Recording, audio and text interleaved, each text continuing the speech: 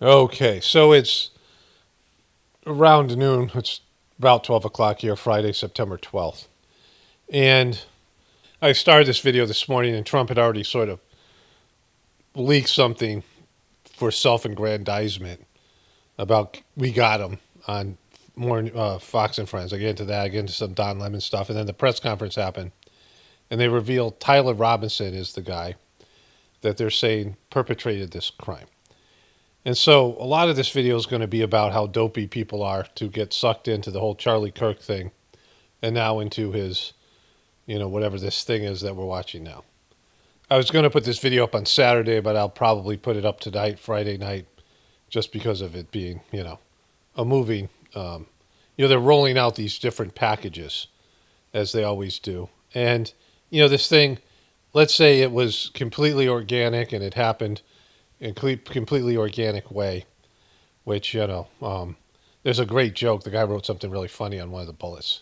To me, it's the highlight of well, you'll hear it as I go through this thing. It's a great moment with the governor of Utah. Utah, beautiful state, lived there for a while, but, the people are nice there, but the politics are whack. But anyways, so this has now moved from a Charlie Kirk story to a Tyler Robinson story. And you never trust a guy named Tyler. I mean, just like that's just a given.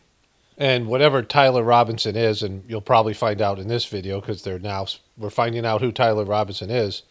And when they release his manifesto or whatever they have on him, whatever they've created, that'll dictate what this story is about. But, I'm very suspicious of this lone gunman. And this guy obviously has some help because, he discussed his crime on Discord, which you're about to hear in a bit. So he did a lot of incriminating things. These guys they're great at the crime. They execute the assassination, but they don't, not in Trump's case, but they don't get away with it. They're caught in a short order. And then they have just a trove of evidence, depending on how much evidence they decide to create. But it becomes about this guy, Tyler Robinson. So Charlie Kirk is now, everyone mourned him. They talked about what a tragedy is. There's people who are sad, dopey truthers who think this guy was a truther, all that shit that they do. But now it goes to this guy, Tyler Robinson. And so, all these guys join the same club, a club where they learn to write manifestos. They all have the same profile, like they're being, sent out there. They're being trained in some, Black Widow from Marvel, Russian spy organization where they train them from a young age and they do MK Ultra stuff and they turn them into these assassins. It's almost like, that's what they're saying happens here, but it happens organically. Where these guys who are loners, they don't get along with anybody else, but they all do the exact same behaviors in all of these events. I'm very suspicious of the lone gunman narratives. But if there is a case to be made for lone gunmen, it's that they make them celebrities. This guy Tyler Robinson is Luigi Mangione, and these people, their names, right? They become the focus, especially if they don't get killed. If they get killed, and then the story is about what they believed, and then it's just, But even with that, they're always linked to these big stories. And now Charlie Kirk's name will be synonymous with this guy, Tyler Robinson. And so if there is a case to be made for the lone gunman, it's that the media, if everybody was to honor all the Charlie Kirk fans and Trump, if all these people were to honor them, they would not focus on getting to know this fucking clown, right? This angry young man who perpetrated this horrible crime, right? They would just, going to the official story, they would focus on some part of it. But now, of course, it's politicized. If this guy's a right-wing person, they'll push for gun control. If it's a left-wing person, Trump will push for more martial law. Either way, Trump has his distraction. Big evidence has been released, which I get to in a bit here, about Jeffrey Epstein, 18,000 emails. But none of that shit's going to be focused on because now everyone cares about Tyler Robinson for a week or so, whatever this it takes to gather all the information. They create this profile of him, right? So that's what's going on here. But, the title of the video will be something along these lines about F. Charlie Kirk. Let's find out about this fascinating young man named Tyler Robinson, right? Because that's what people do. And that's the reason for the title, because dopey people want to be strung along by bullshit information and, CIA manipulated storylines that are so prevalent in all these things. Anyways, without further ado, let's get to the video I started earlier this morning. Okay, I just want to say one more thing. So I released 2 videos on Thursday. I'm releasing one on Friday. I was going to wait till Saturday to release this, but it makes no sense to do that. I have it. Might as well release it while it's topical. And I'm going to cover Charlie Kirk here. And I want to say this again when I cover him. Life and death and all these things and everything that we see in the show, it's just a show to me. I don't know if any of it's real. So I don't have any reverence for any of this shit, and I don't like this guy Charlie Kirk, and I like him even less now that I've seen just a little bit of him. And the more I see, the less I like. But, I don't care about, I'm not rooting for people to suffer or not suffer. I mean, on some level, everybody does that, but on a superficial level. But I just want God's will to be done, whatever it is. Like that's, it's something you have to work towards. It's never just one, like you flip a switch. I mean, for most of us, we have to work at it. We have to, not want our will to be done, but God's will. We're using our will to do what God wants us to do. And so I'll talk about that more when we get to Charlie Kirk. But here's the video I started this morning. Okay, greetings, brothers and sisters. This is Friday, September 12th. So it's the morning of the 12th of September. 10 o'clock in the morning. So they're about to do a live FBI. Utah officials give update about Trump's assassination since Trump announces arrest of Charlie Kirk killing suspect. And I just happened to notice these comments here. I'm also at work. Ball sack, free my ball sack, free my ball sack, free my ball sack.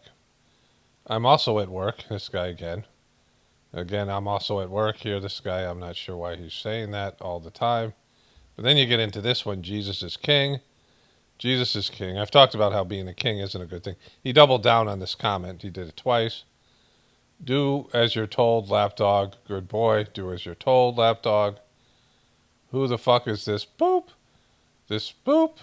This boop? And then the guy wants his ball sack freed again. So that tells you everything you need to know about frickin', the internet and human beings. So that's kind of a good place to start. So I got a lot of Don Lemon reacting to this. Their videos just kept on flying in last night. I'll get to that probably last. Trump went on Fox and Friends, which is, one of the worst shows ever just in terms of its Fox Light. And he wouldn't have gone on Fox Friends if he didn't get the lucky, like Charlie Kirk's assassination luckily fell into his lap, which I think, of course, it didn't. But he went and did this. Yesterday, you were at the 9/11 memorial. We were all watching that. Yeah. J.D. Vance was supposed to be with you. He went out to be with Charlie Kirk's family and to get the body back to his hometown in Arizona. With using Air Force Two to do that. Because this guy's, was a hero, and you might as well burn your taxpayer dollars too.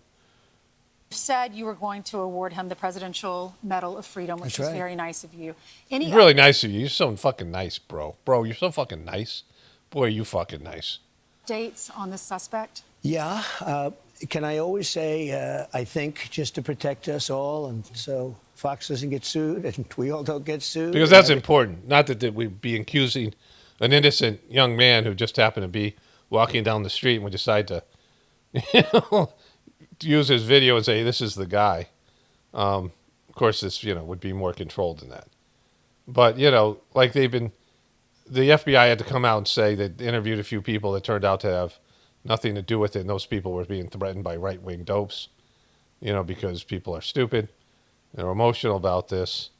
This is, Anything else, but I think with a high degree of certainty, we have him Right in now. custody, right? In custody. with a high degree of certainty, we have him. Like, because this guy's he's an investigative powerhouse. So, Everyone did a great job. We worked with the local police, the governor. Everybody did a great job. Getting somebody that you start off with absolutely nothing. And we started off with a clip that made him look like an ant that was almost useless. We just saw there was somebody up there. And so much work has been done over the last 2.5 days. It's amazing, actually, when you start off with that and then all of a sudden you get lucky or talent or whatever it is. But yeah, I think we're in great shape. Mr. And President, he's in custody. we're in great shape. your suspicion was that he was radical left, and now you have more information. What can you share with us about his ideology? Yeah, Lawrence, let me and by the way, Lawrence is doing a good job. What's going on here? Job. Yeah. Mr. I'll tell you what, I'm very proud of you. Thank you, sir. I said you were going to do well.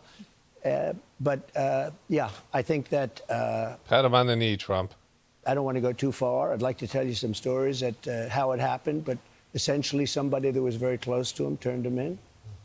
And that This is a great happened. part, because, so the people who did the work, they have their press conference and they do a victory lap of getting the guy, right?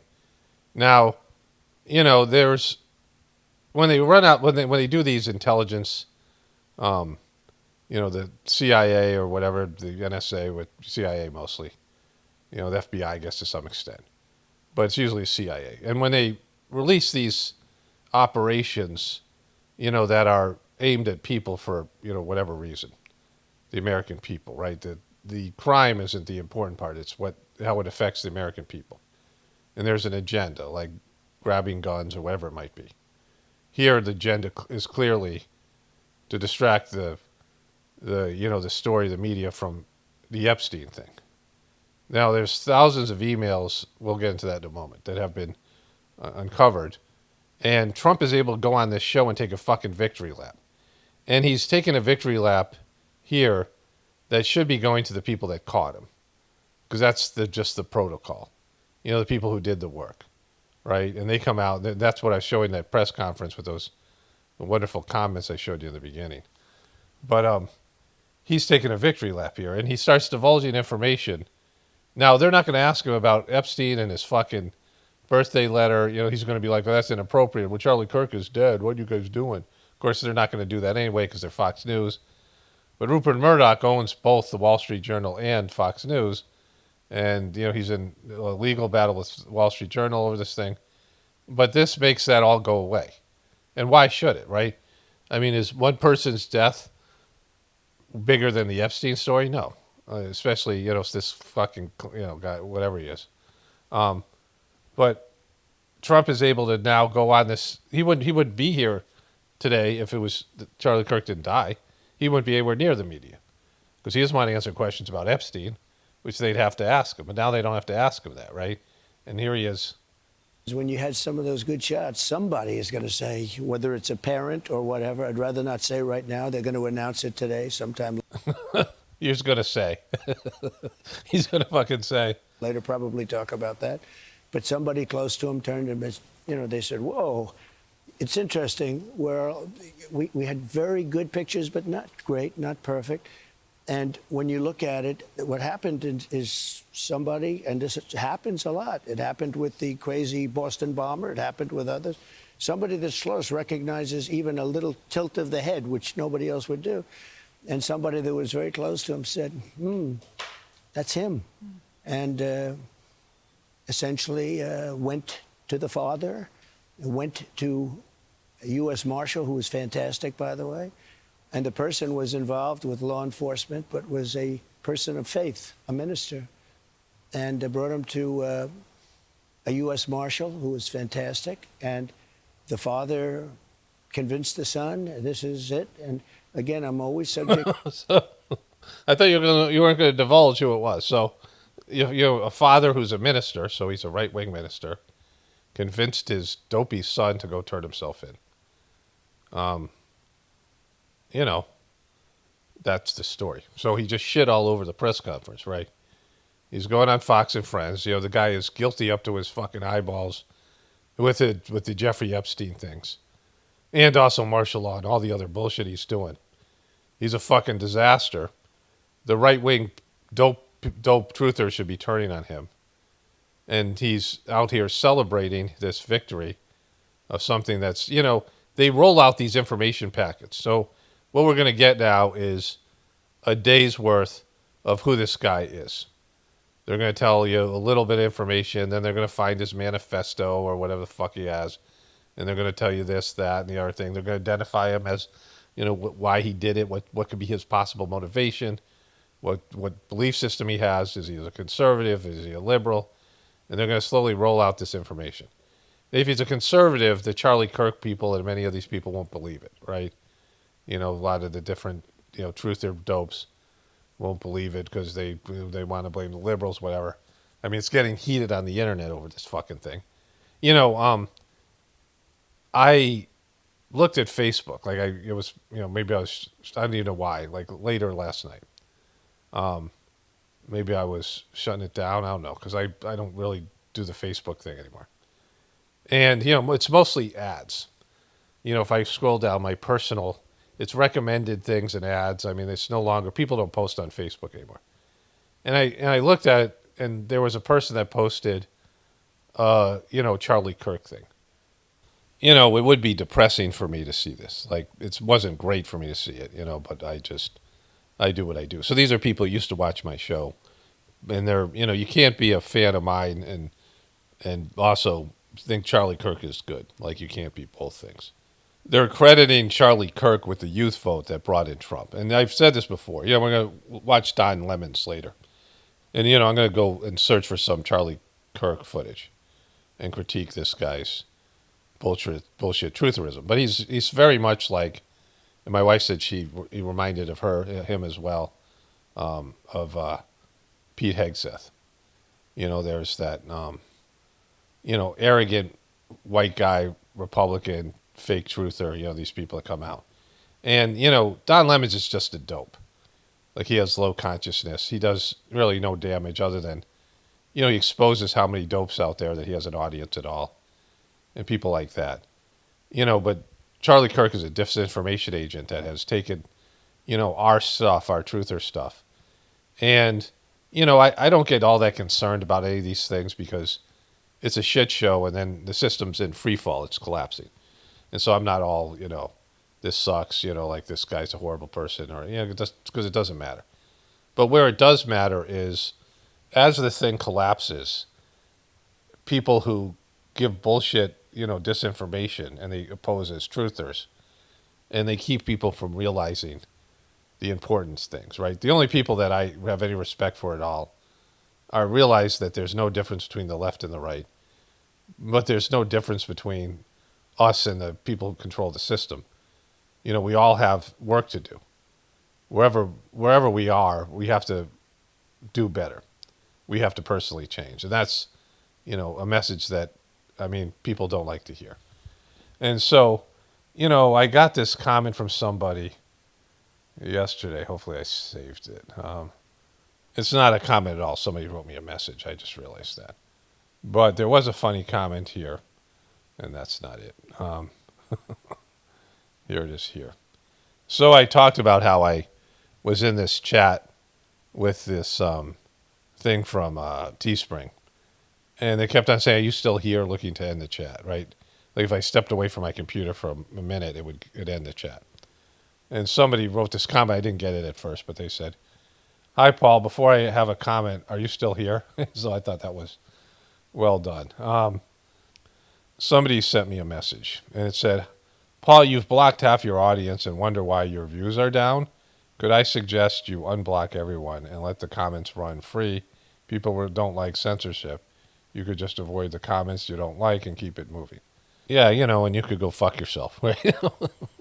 The thing about it is, it's not censorship.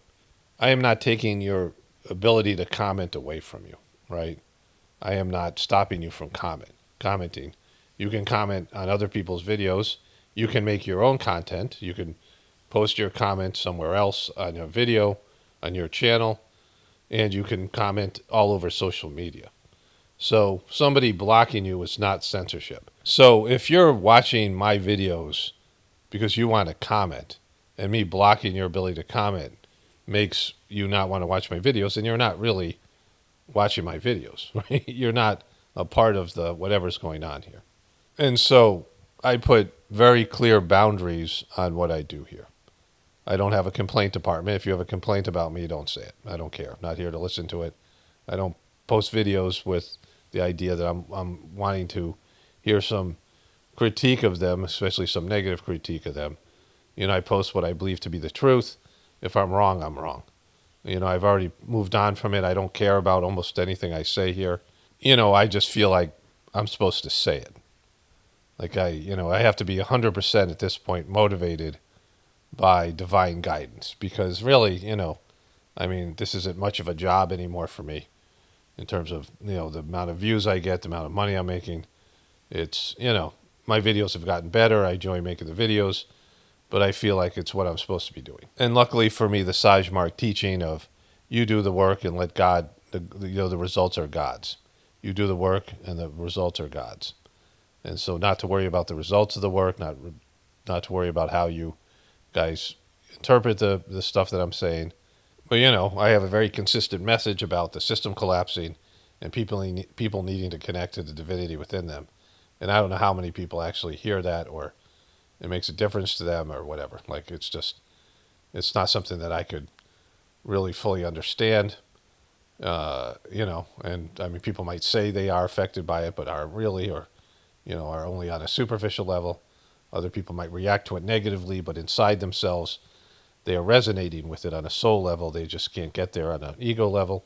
There's no way for me to, unless I was able to do like sittings and read people's condition over a period of time as a preceptor. And even then, you only see what God allows you to see. And so, I just got to keep on doing what I believe is the right thing to do, right? So in that, if you write dopey comments, if you are criticizing or you are complaining or you are pitching your own bullshit or you're, something that's not appropriate to the content, that you're not, adding something to the discussion, you're trying to hijack the discussion and sell your own shit, do your own spam, whatever it might be, right? Whatever your agenda is that isn't related to the video content, you're not here for whatever reason. When you're trying to, silence me, people say that I'm trying to censor them, but if you're criticizing me, you're trying to censor me. You're trying to tell me, and this person here who says people don't like to be censored, but you're saying if you want more viewers, then stop banning people. That's a form of censorship, right? You're trying to tell me how to run my channel. And then I should just have people write shitty things all the time, either to me personally or just whatever in general, put out like fucking disinformation on my channel. And that's not going to happen. Like I'm not allowing that. And I have set this up in a way that everyone should know that. Like, I don't care if you accept the things that I say. And I'm not getting everybody to agree with me. And I don't care if you agree with me. People agree with me, whatever it is. No one's going to agree 100%. I'm not here to debate people. I don't, like I said, I don't care about most of it because it's just a shit show. It's a collapsing society. And, I move on to the next video.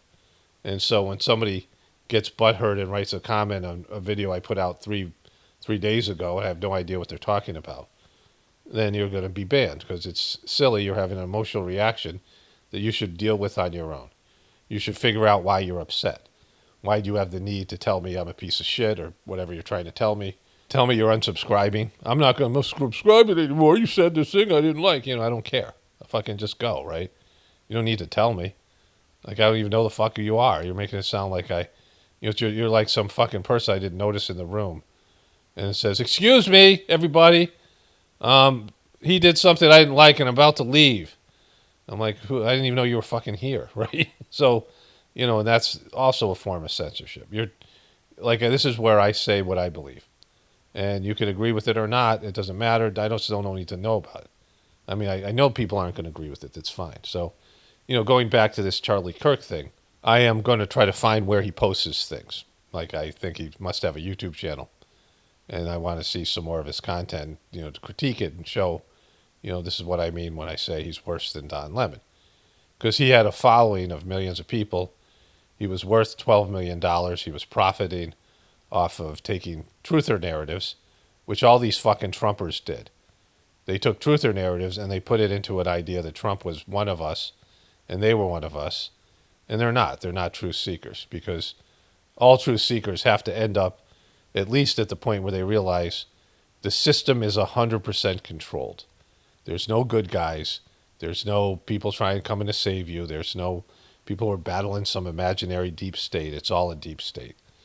It's all a controlled system. And then you can even go further than that and realize that these people that are keeping the system going, the people you call the elite, that I call the controllers, people in the intelligence agencies that work for them, and all these people that are lying to you all the time, are keeping a debauched system, a morally decrepit system, a demonic system going, and they have to do evil shit and they have to lie to you to keep it going. That show, The Silo,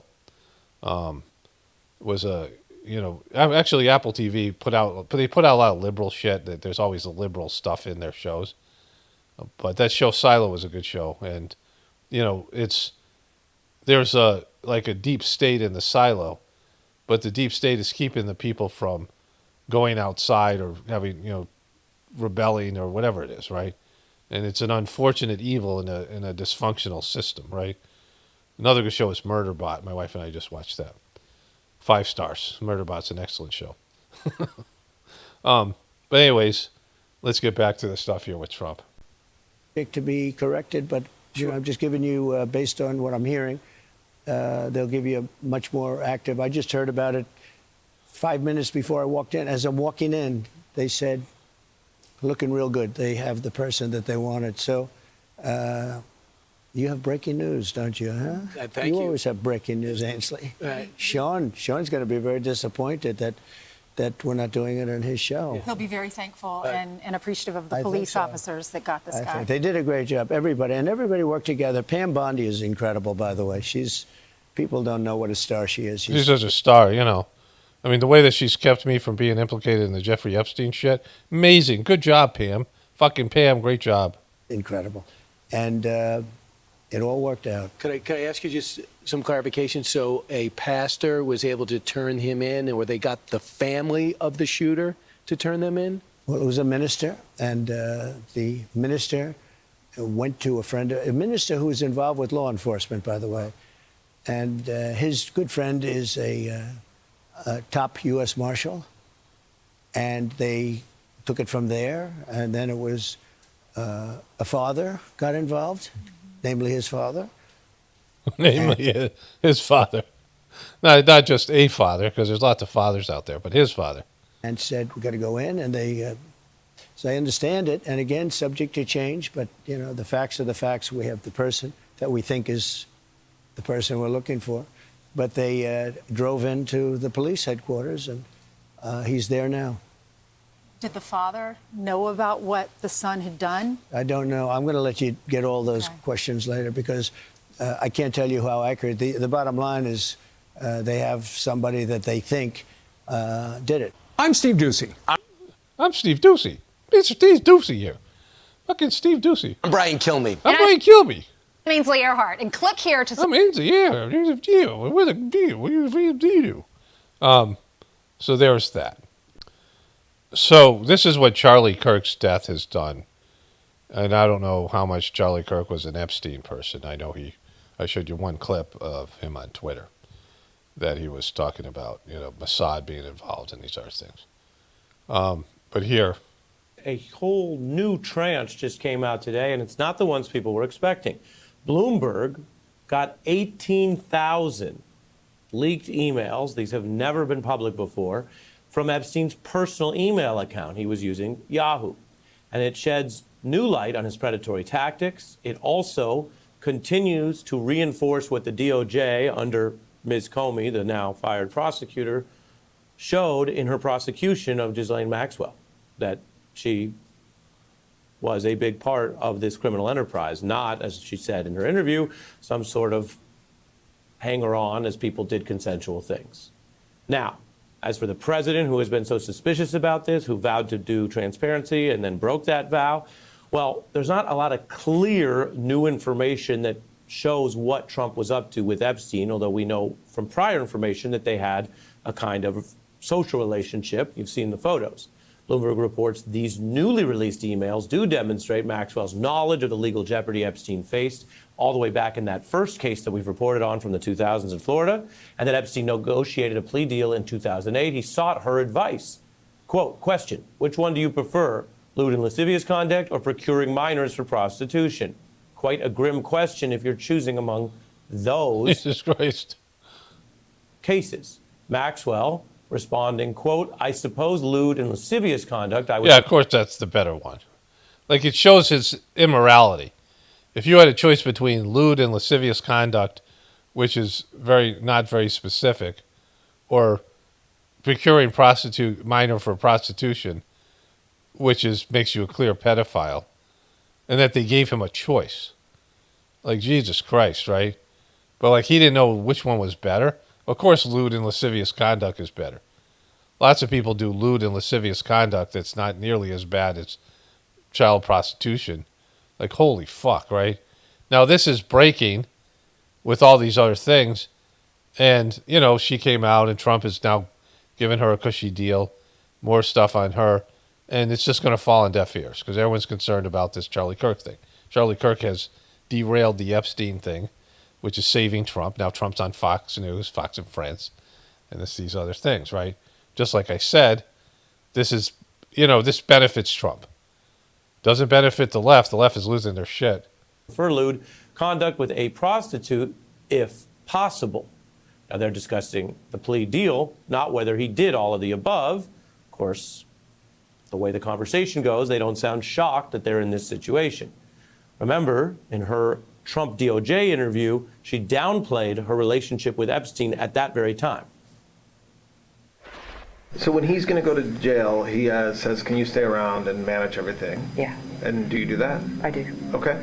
And then we'll come back to that. I will not manage everything, no. I mean, there are other people at this point. My specific role then was very, very diminished. However one thinks of a diminished role compared to the past, Bloomberg finds they exchanged over 200 messages in 6 months of that first year. Trump's name does come up in 3 minor instances. That's the Bloomberg word, and they've obviously gone through all this quite carefully. In 2007, Maxwell wrote... Yeah, Bloomberg is totally a Republican publication. They're pro-Trump. Reporters may have interviewed Trump about Epstein's case. You have to assume they went to Donald Trump. She notes, that's neither here nor there on Donald Trump's role. Many of Epstein's emails also discuss the predatory manipulation of those young women and sometimes girls. From a legal perspective, includes minors, according to, of course, the case. He and Maxwell discussed how to recruit and groom those young women and then discredit anyone who became an accuser. NBC has not obtained these emails or independently verified the Bloomberg report, we should note. And the revelations come... All right, so there's all these things that are being released, and they're bombshell things, and people really, 70% of Americans are into this Epstein thing. It's all been derailed by Charlie Kirk. And so... there's going to be some shit, I don't know, inevitably, that ties Trump even more to the pictures and the birthday message was him drawing a figure of a woman and putting his name in the pubic hair signature. That should be it. Like, Trump should be done. And that's his. You know what's his now because they had to kill Charlie Kirk to stop the fucking, whatever, right? Or whatever they did with him. So I want to get to the announcement. I don't know if it's come in yet, the press conference, but let's go to Don Lemons quickly. It's really important where we are Monday. Are they going to, like this was with the Trump assassination, it didn't have legs. They didn't do much development of the character, the assassin. He was very ambiguous. People don't know anything about him even now. And he didn't become a story. And so, this priest getting involved, this minister, all these things, this is all a part of the information rollout. And so a bunch of these, this was the latest one, but Don Lemons was losing his shit over this because the liberals are being targeted. So I got to hear. So MAGA, Donald Trump. He's speaking of MAGA. Who is this MAGA you speak of? Republicans, Democrats, but mostly the Republicans. Yeah, not Democrats at all. Fucking why did he even say that? Right now, who are blaming liberals for what happened. when they don't even know what's going on. Nobody knows what's going on right now. Here's the thing. As this was happening yesterday with Charlie Kirk, who, by the way, I don't believe that anybody should be shot or a victim of political violence, so let's get that part out of the way. But the President of the United States, while sitting in the Oval Office yesterday, giving a speech about that they're going after the liberals for all of this. Did you realize while all this was happening, there was another school shooting where 2 teenagers are injured and 1 is dead because of gun violence? It's guns, you guys. You MAGA people, you MAGA people. Why don't you listen to me, Don Lemon? I know you guys are watching me just to make fun of me, but you know what? I'm really kind of smart and I know about things. It's about the guns, you guys. Why aren't you taking this opportunity, and use it as an opportunity, to talk about fixing this problem so to try to prevent it from happening again? Exactly, you MAGA people. I'm just trying to reason with you. Like, I'm so smart and I just know so many things. Why don't you talk about that instead of you're going to lower the flags and you're going to go after the liberals? Like, what does that accomplish? It doesn't accomplish anything. Yeah, but when you go after the guns, that means that when Trump rolls out martial law and the Democrats, get hold of the government and wherever it is, then there'll be no resistance and you guys will all be living in 15-minute cities. That actually accomplishes something, you guys. Nothing at all. Remember, kids are dying in schools. People are dying in workplaces. People are dying all over because of the access to guns for people who should not have them. And the person who shot Charlie Kirk and killed him probably has issues, obviously has issues. He's got some issues. He killed Charlie Kirk, right? That's an issue. Should not he's kind of a murderer. Access to a gun. So let's do that instead of blaming each other or blaming one side or the other.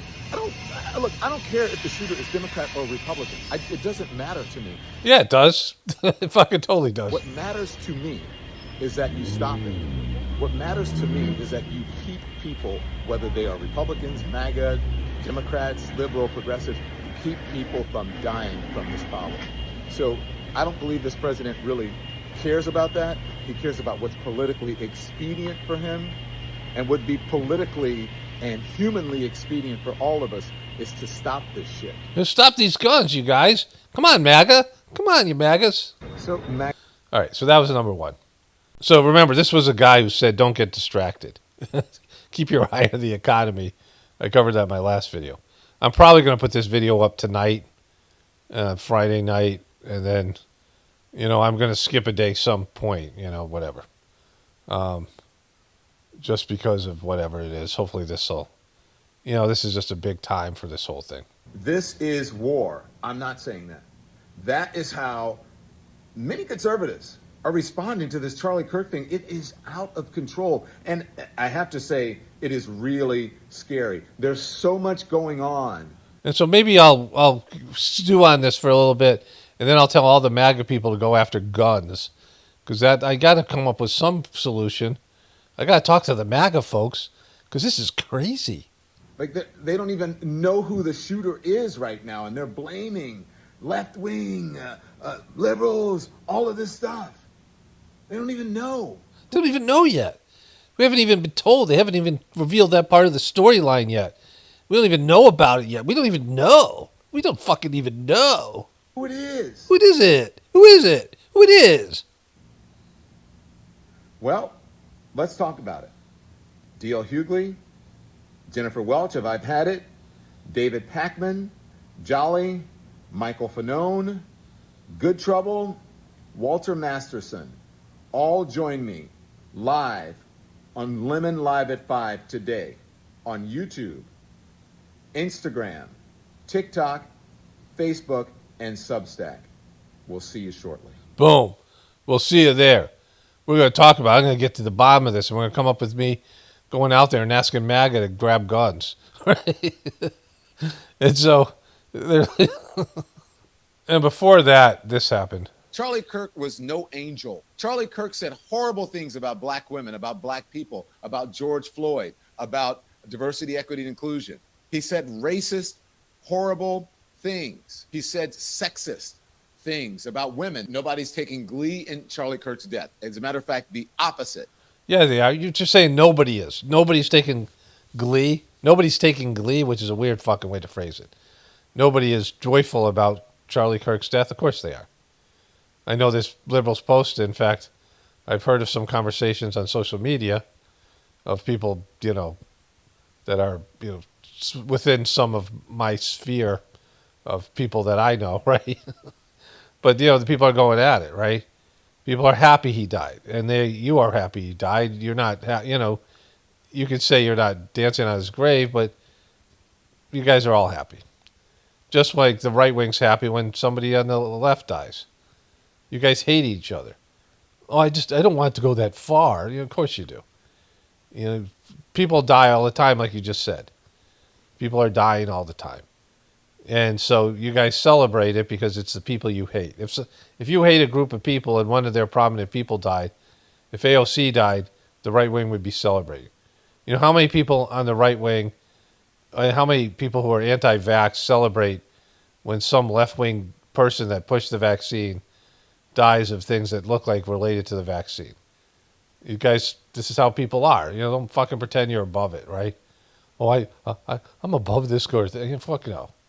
You guys, and this is, I might get to this whole thing here. I don't know if I will, because it's always good to mock this guy. But this guy is harmless because he's not taking truth or rhetoric, and he's not pretending to be somebody or saying things that are good, solid information. He's just fucking sucks, 100%. He says almost nothing that anybody, with any common sense would agree with. With anybody with any kind of critical thinking skills would agree with. He just goes with the mainstream story. Let's grab the guns, this whole thing. He's not talking about how this is a distraction. He's not talking about how the Democrats were making inroads with Epstein, and Trump now is, going on Fox and Friends and acting like a hero. None of those things, right?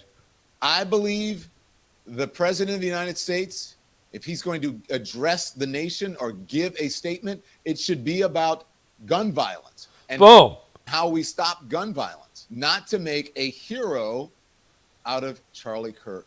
And so we have to be honest about who Charlie Kirk was without taking glee in the horrible tragedy that befell him yesterday. Yeah, so that's fucking,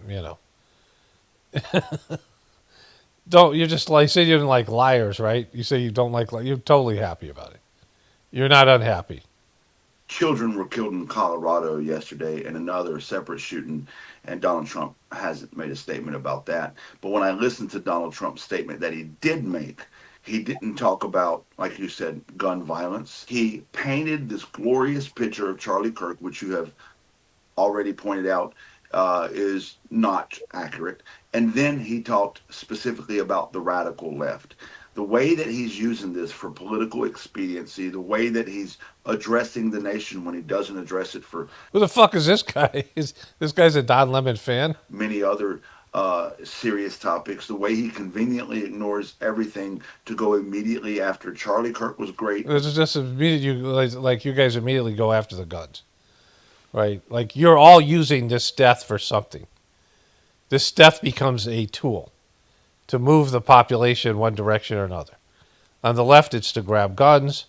On the right, it's to go after liberals and tamp down on crime and all this stuff with the martial law and distract people from the Epstein bullshit stuff that Trump is being tagged with. And so this is what's happening, right? This is how degraded everybody is, how fucking stupid everybody is, how, missing the major point. Your civilization is collapsing around you, and people are just, focused on things that they have no control over and have no bearing on the, you're being herded like cattle, like sheep, into a, like sheep, because sheep are much stupider.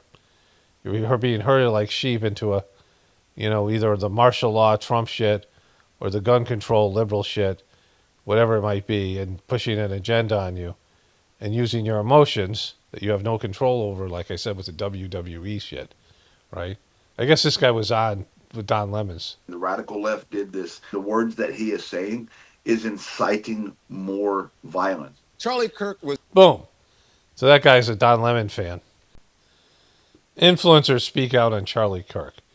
This woman is, pro Joe Biden, but talks about Trump being senile, and she's horrible. Like this, these people have all glommed onto the podcast shit, but for liberals. And here's the guy that Don Lemon was showing you. So this was his team of people. Amendment to protect our other rights. That's Charlie Kirk words, not mine. And so this is a very hateful person, and he created hate around him. He silenced marginalized voices. He made fun of marginalized communities. And then, somebody shot him, and we don't really celebrate that. And then someone shot this evil motherfucker, and boy, is that a tragedy. Boy, is that, that's a horrible thing. This is the Lemon people. Okay, so there's this press conference here. And I have to go through it, fucking bullshit stuff, all this stuff that nobody gives a shit about. Watch Prakash Patel here. Look at the camera. He's such a fucking dweeb. He's like a small guy, right? He's probably like 5'3" or something. And just the weird eyes.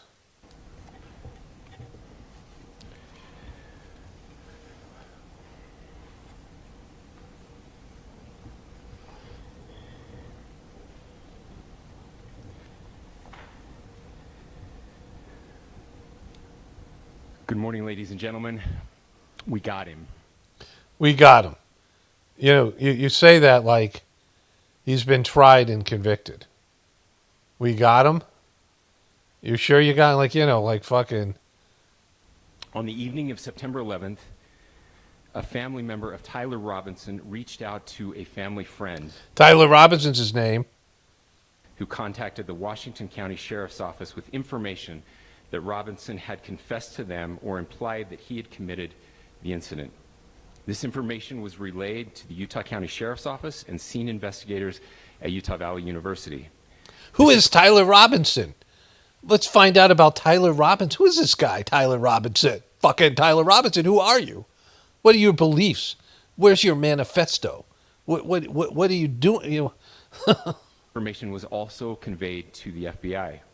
Investigators reviewed additional video footage from UVU surveillance and identified Robinson arriving on UVU campus in a gray Dodge Challenger at approximately fucking Challenger 8:29 a.m. on September 10th, in which he is observed on video in a plain maroon t-shirt, light-colored shorts, a black hat with a white logo, and light-colored shoes. When encountered in person by investigators in Washington County on September 12th, in the early morning hours, Robinson was observed in consistent clothing with those surveillance images. Investigators interviewed a family member of Robinson who stated that Robinson had become more political in recent years. The family member referenced a recent incident in which Robinson came to dinner prior to September 10th, and in the conversation with another family member, Robinson mentioned Charlie Kirk was coming to UVU. They talked about why they didn't like him and the viewpoints that he had. The family member also stated Kirk was full of hate and spreading hate. The family member also confirmed Robinson had a gray Dodge Challenger. Investigators identified an individual as the roommate of Robinson. Investigators interviewed that roommate, who stated that his roommate, referring to Robinson, made a joke on Discord. Investigators asked if he would show them the messages on Discord. He opened it and showed several messages to It's on Discord. He ratted himself out. And allowed investigators to take photos of the screen as each message was shown by Robinson's roommate. These photos Who's this fucking guy? consisted of various messages, including content of messages between the phone contact named Tyler with an emoji icon and Robinson's roommate's device. The content of these messages included messages affiliated with the contact Tyler, stating a need to retrieve a rifle from a drop point, leaving the rifle in a bush, messages related to visually watching the area where a rifle was left, and a message referring to having left the rifle wrapped in a towel. Boom. This is a conspiracy. This guy Tyler's involved. The messages also refer to engraving bullets and a mention of a scope and the rifle being unique. Messages from the contact Tyler also mentioned that he had changed outfits. I know there has been speculation as well as to the writing on those casings, those bullet casings, and I believe we have that as well. And I will share that with you now. So this is the day 2 package, day 3 package, right?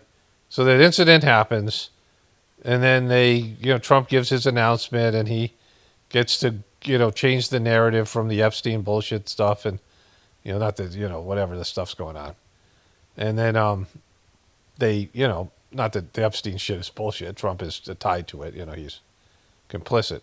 And he gets to change the narrative. Then they go on, they release the evidence of the images. There's this thing that happens, and then it goes out to the public. And then the day after, they get the guy, right?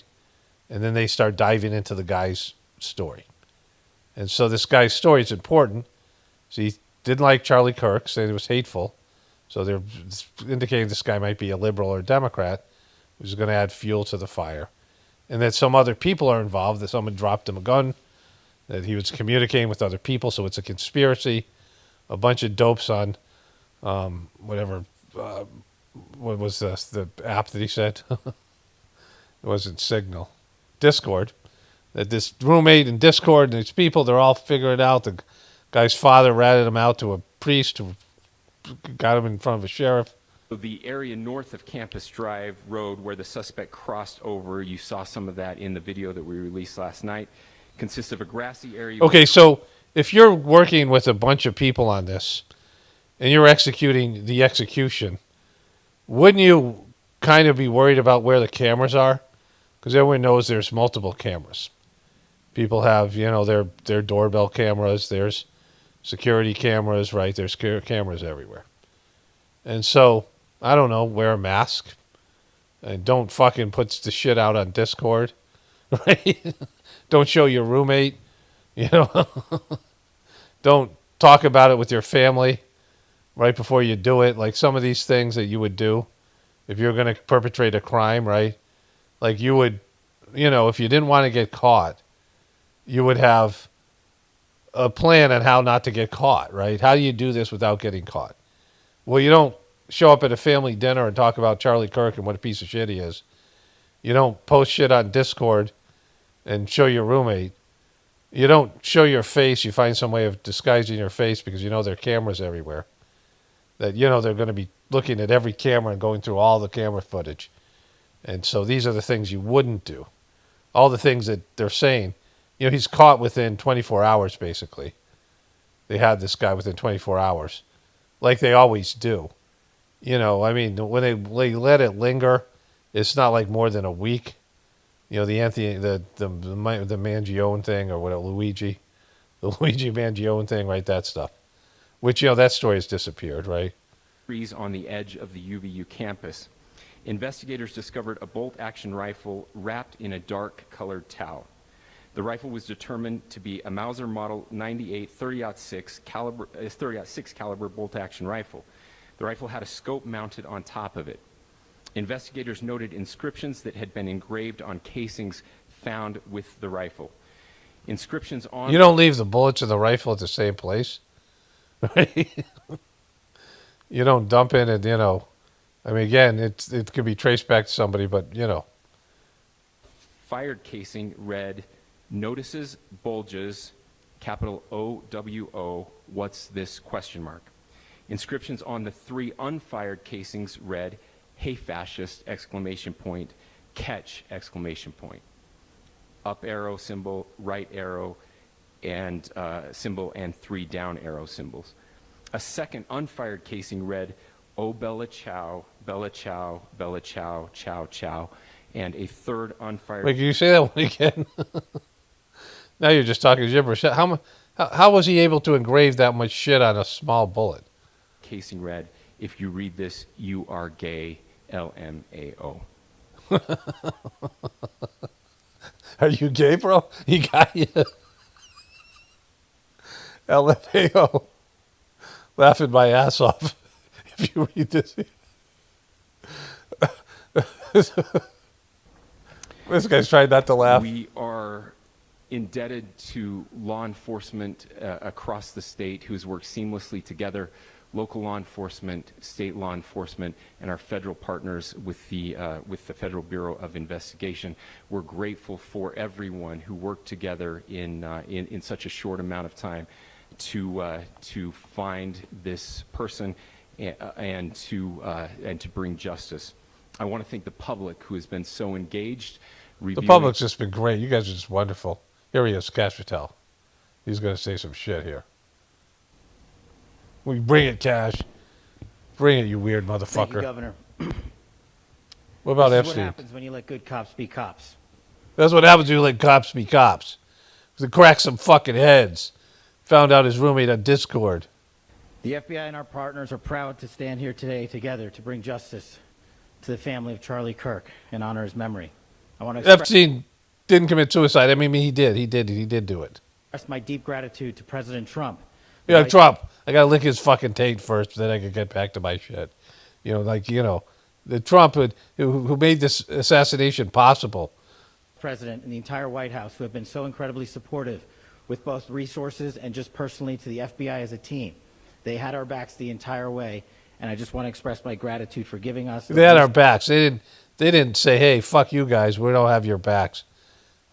Go crack some heads." But you guys, if you crack some heads, don't come running to us. We're not going to have your backs. Resources we need to operate in this space to bring this sort of justice at this sort of speed. In 33 hours, we have made historic progress. Historic progress. We got a guy who left evidence all over the fucking place. Charlie. Governor Cox. Cox. Are you gay? You read that thing. You said you were gay. Our partnership has been absolutely incredible these last few days. Our partnership will endure. Your state and local partners, your sheriffs, your DPS community has been unbelievably impressive in the hardest of times. And a case like this cannot be solved. And did the guy write a manifesto on the bullets? I mean, he did the gay joke, but I mean, was it more of a manifesto? Because it seemed like there was a lot of room to inscript things on a bullet. Cannot be brought without partnering with your state and local authorities. The FBI has a certain role to play, and we will play that role, and we will lead out for the federal government. But Governor Cox, we are so grateful for your state. So grateful for you, Cox. Grateful. Really grateful over here. That led out on this investigation. A little bit of the timeline. Charlie was shot at 12:23 p.m. on Wednesday.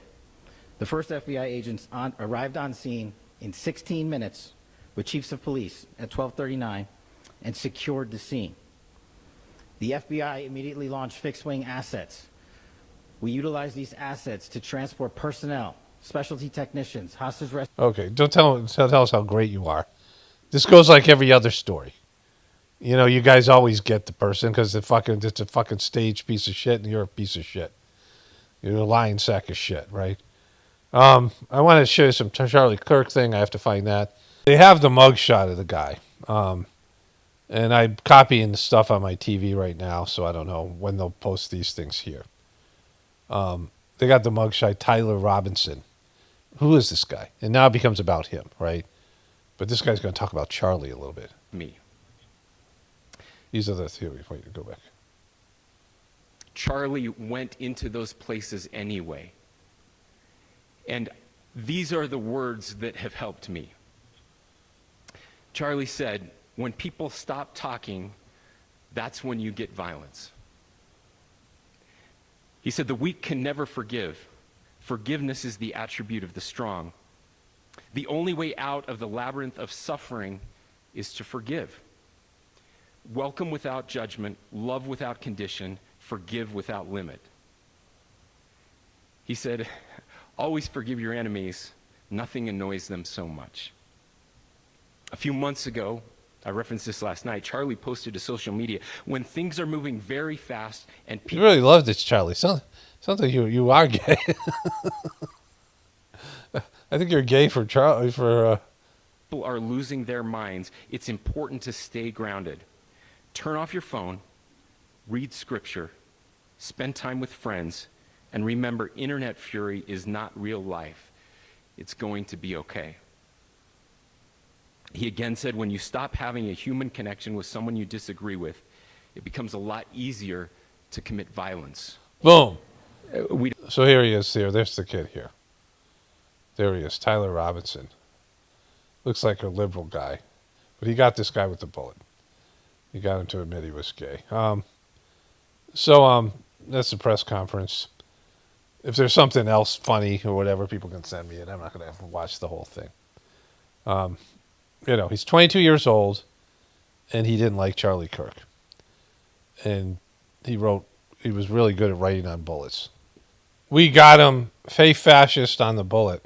And just your thoughts on where this investigation stands right now. Anna, we heard a lot. We didn't expect to hear this much at a press conference.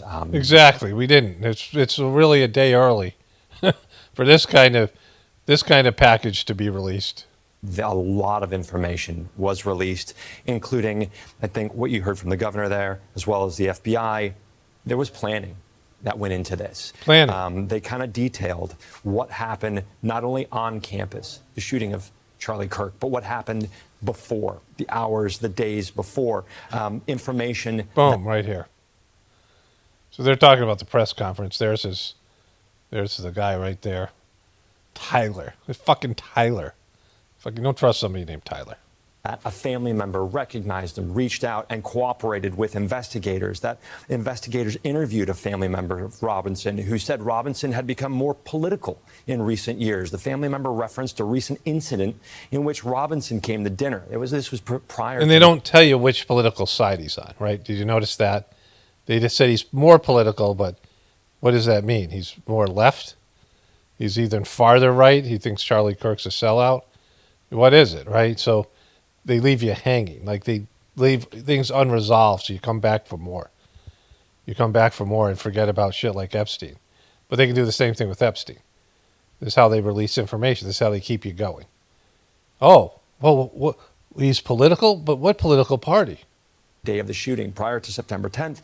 And they said that in the conversation with another family member, Robinson mentioned Charlie Kirk was coming to campus. Exactly, because that's what a smart person who wants to get away with murder does. They talked about why they didn't like him. They said he talked about why he didn't like him and viewpoints he had. The other family member also stated that he was full of hate, spreading hate. Family member also confirmed the vehicle. Investigators were also able to... The hate vehicle. This turns out to be is it a Charger, a Dodge something? Match all of that up. A lot of information came out today on it. No doubt about it. And as we were listening, Jillian, I mean, we were scrambling to try to fast and furiously write down all the information from the dinner conversation with family members talking about Kirk in the days before the shooting, Discord messages we learned between the suspect and a roommate. Which is always what you do. You post shit on Discord when you go on to get away with murder. You don't leave something on. You walk around with your face showing by multiple cameras, and you go around to family members and shit. And you get all political all of a sudden. You talk about how much you'll dislike somebody, and then you talk about your plan on Discord.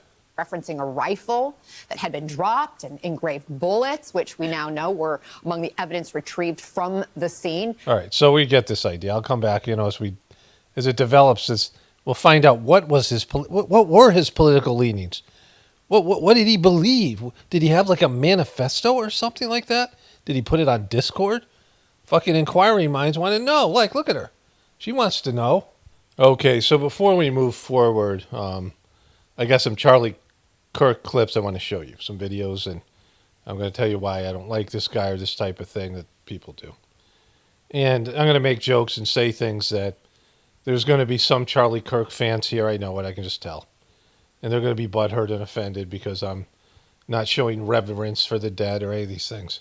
And if you're a Charlie Kirk family member, please turn off the video now. I don't know why you'd be watching my thing. But, I've said this before. When I was what I thought was 7 or 8, but I apparently was 10 or 11, I went to my grandfather's funeral. Now, my grandfather was sort of an action hero. He volunteered. He lied about his age and went to World War I and fought. He was from German descent, right? So he was German. And he fought Germans in World War I as a 15-year-old. Then he went and played professional football for the Chicago team. He had a leather helmet for $10 a game. He became a fireman. He went to World War II and fought Germans again, where he retrieved a switchblade, which was in my possession for some period of time. And then he came back and was a fireman, broke his back. And, something happened with the fire truck or whatever it was.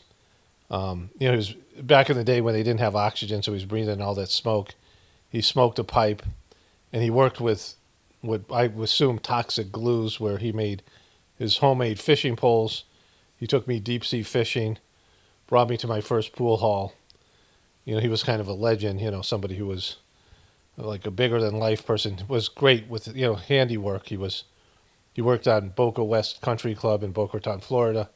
He built these boats for rich people, these wooden boats, these fancy wooden, boats, handcrafted boats and things. So he was somewhat of a, kind of my favorite relative in one way or another, certainly my favorite grandparent. And he died, and we went to his wake. Is my mother's father. And I looked at him, I'm like, where is he? He's not there. Like, it was my first understanding of a soul. Like, I knew that wasn't my grandfather. It was just an empty shell. Whatever I thought of my grandfather was gone.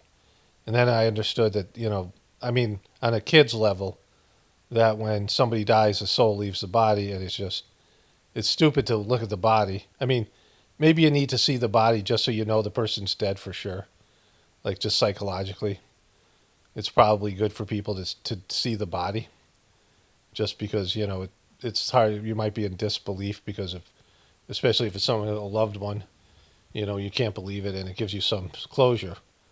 But other than that, like, it's just gross.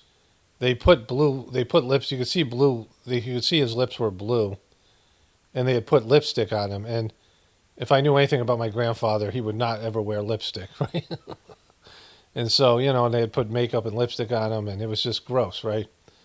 And the people from the American Legion bar where veterans used to go drink, I later went there with one of my buddies, and you didn't have to be a veteran to go there. They had cheap beers, when I was in college, so this would be years later.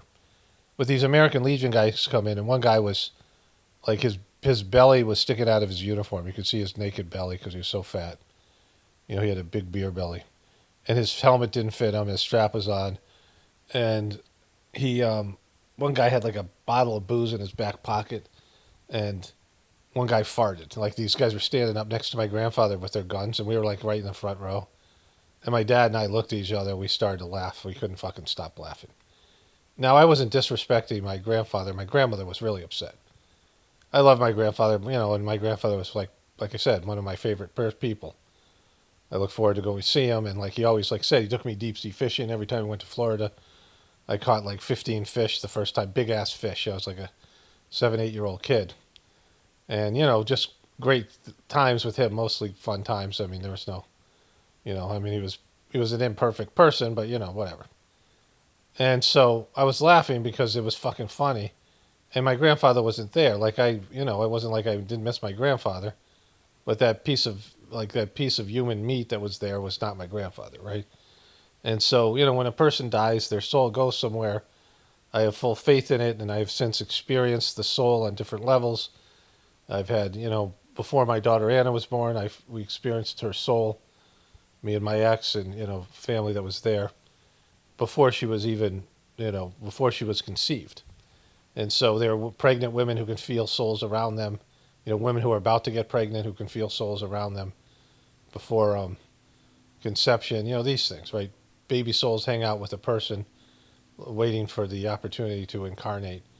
So, these things can be experienced. And so when you realize that there's a soul, then death doesn't mean as much. We all have our fear of death, our natural fear of death, our desire for survival, but knowledge of a soul helps to make a big picture of the thing. So I don't think about these things like that, right? And so when people die, and also this thing's just a fucking show, I don't know what's real or what's not. It's like watching a character die in a TV show. That's all this is. And Charlie Kirk, I never saw him before. I had heard his name a couple times. But I've since, looking at his work, I think he was pretty much a piece of shit in terms of what he was doing to the truth community and what he was doing to his audience. Not that I feel like he deserved to die. We all deserve to die. But I don't wish such things. like I said earlier, whatever God's will is God's will. Like, I don't want to, put my will force behind something and create something for other people. Like, just because someone else is a piece of shit, God has a plan for that person, right? And just because I don't like that person or I don't, whatever, it's really none of my business between them and God. Like, when people die, they die. And, we do our best to accept it if it's somebody we love. It's hard for us to accept. But, the person who loved his guy, and maybe, he was a good husband, maybe he was a good father, his kids. I don't know what he was to people, his family members. I had somebody write me a long letter because I made fun of Chad Pennington's wife. Her name was something like, let me find out what her name was. Okay, so I just asked ChatGTP who Chad Pennington's wife was. Chad Pennington was a quarterback. I don't know why the name of the person was not Chad Pennington, Chester Bennyfield, right? Bennyfield? Bennington. It's not Chad Pennington, Chester Bennington. But his wife's name was Talinda. And I said, is there any more of a witch name than Talinda, right? And so some person was very upset about that. And maybe have said something to me when I said it, I don't know, in a comment. But my cute dog Farley, our little Papillon, was hit by a car. And I said my dog was hit by a car, and this guy chose this time to write me an email saying what a piece of shit I was and why I deserved to suffer. He was waiting for like 2 years. This sick motherfucker, right, was waiting for 2 years for somebody to die or somebody I love to die in my life to say, hey, you piece of shit, you made fun of the name of Chester Bennington's wife, right? Now, I don't feel like a victim because the guy wrote, I didn't read the letter, just the part, and I thought it was funny. I cracked up. I mean, that someone's that fucked up. I mean, it's funny now. And there was people who said things to me when my daughter committed suicide, horrible things. But I said, then, and I'll say now, no matter what horrible thing some random piece of shit on the internet said to me about our dog Farley and my daughter Anna dying, it's nowhere near as bad as the dog dying and Anna dying, right? Like, it's just that, yeah, somebody might say something horrible, but that doesn't, it doesn't make the thing worse. And it really didn't affect me at all, right? Because the real pain and suffering is the loss of a loved one. And that, what people say about it. So, all this shit, people, you have something fucked up to say to me about how, I'm being mean to this fucking guy, Charlie Kirk, just go somewhere else. I'm giving you my honest interpretation of what this person was. And I have one more thing to re-show you, which is to do with that press conference. And then I'll get into this guy. But I just want everyone to kind of understand that's how I perceive this. This is a show. This guy's a character in the show. I don't know the person, don't know what's real or what isn't. I don't know if the guy was ever alive. I don't know if he was ever, if he's dead now. I don't know those things. All I know is that this is a character that's emerged. He's being talked about across the board. And we know at least one thing, that this distraction has taken away from Donald Trump being on the ropes because he was best friends with his perv bro, Jeffrey Epstein, and that shit was coming to light. And now this guy's dead, and Trump is, celebrating and saying shit. Well, let me show you what Trump said. Trump basically said this guy should get the death penalty. They just caught the guy, and Trump just found out. So Trump was on Fox News. Well, let me show you it. I'll show the clip here. So Trump said this. Did it.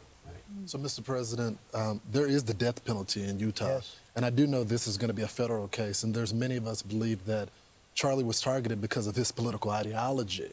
Yeah. What's going to happen to this guy? Well, I hope he's going to be found guilty, I would imagine, and I hope he gets the death penalty. What he did, Charlie Kirk was the finest person. Again, he hasn't been tried. Now, as the commander-in-chief, people can come up and have their random opinions. This is something that Trump's never, taken stock of. Like, as the commander-in-chief and somebody who is there to uphold laws and also tamp down the rhetoric. And, he inflames everybody. He incites people. And so to say this guy, this other guy implied that this guy's a liberal and that Charlie Kirk was killed because he was a conservative. But there's no evidence saying this guy's a liberal yet. And this is what's going around the dopey fucking Trump Republican boneheads, all that shit. And the liberals boneheads like Don Lemons who want gun control. This thing where everyone tries to push an agenda. But, we don't even, Trump just find out 5 fucking minutes ago. Like he said, he said that right 5 minutes before I came out here, I was told this. And Trump's already convicted this guy and is sentencing him to the death penalty, or hoping for it, so we don't know. Like, you don't know anything. You don't know if this guy, and even if they do that, I'm not going to believe what we see here because we're lied to all the fucking time, right? Let's see what else he has to say. He didn't deserve this. He worked so hard and so well. Everybody liked him. I've been watching. Even the left is having a hard time. They fired this guy Dowd from MSDNC, who's a terrible guy, terrible human being. But they fired him. I hear they're firing other people. And, we're talking about radical left. Now, they're a little bit, but radical left networks and cable channels, horrible channels like MS. I always go at DNC because it's, somehow affiliated with the Democrat National Committee. Yeah, So, Fox is just completely unbiased. it's a little statement you make, but MSNBC, but NBC, ABC, CBS, they're all terrible, absolutely terrible and unfair. But even they have been giving it sort of like this can't be allowed to happen. And I just love moment of silence at the Yankee game, moment of silence at the Redskin game, Commanders game last night, because they understand. Jesus Christ, they had a moment of silence for this piece of shit, right? There's people dying every day that are good people, saintly people. Not this guy. And I'll show you this guy in a second. We're coming up to that. I want to go back to the Utah guy here. So I just want to replay that whole part about him writing on the bullets because the last part's hilarious. I couldn't wait to show my wife this because it's one of the funniest things ever. Catch! Exclamation point. Up arrow symbol, right arrow, and symbol, and 3 down arrow symbols. A second unfired casing read, "Oh, Bella Chow, Bella Chow, Bella Chow, Chow, Chow." And a third unfired casing read, "If you read this, you are gay, LMAO." That's one of the best things ever. And I don't know who scripted that. I don't know how that came to be. I don't know how legitimate this story is. But somebody writing on this bullet and this guy reading it in that fashion. If you're reading this, you're gay. Now, that doesn't sound like something a liberal would say, right? And it sounds like something a 22-year-old kid would say, so there's that. But it's funny, and somebody from a different generation. But that is fucking funny, right? That is funny. There's one other piece from this, then we'll go to the Charlie Kirk thing. So this guy talked about how forgiving Charlie was and, for some of his scriptures. But here he said this. We have to find an off-ramp, or it's going to get much, much worse.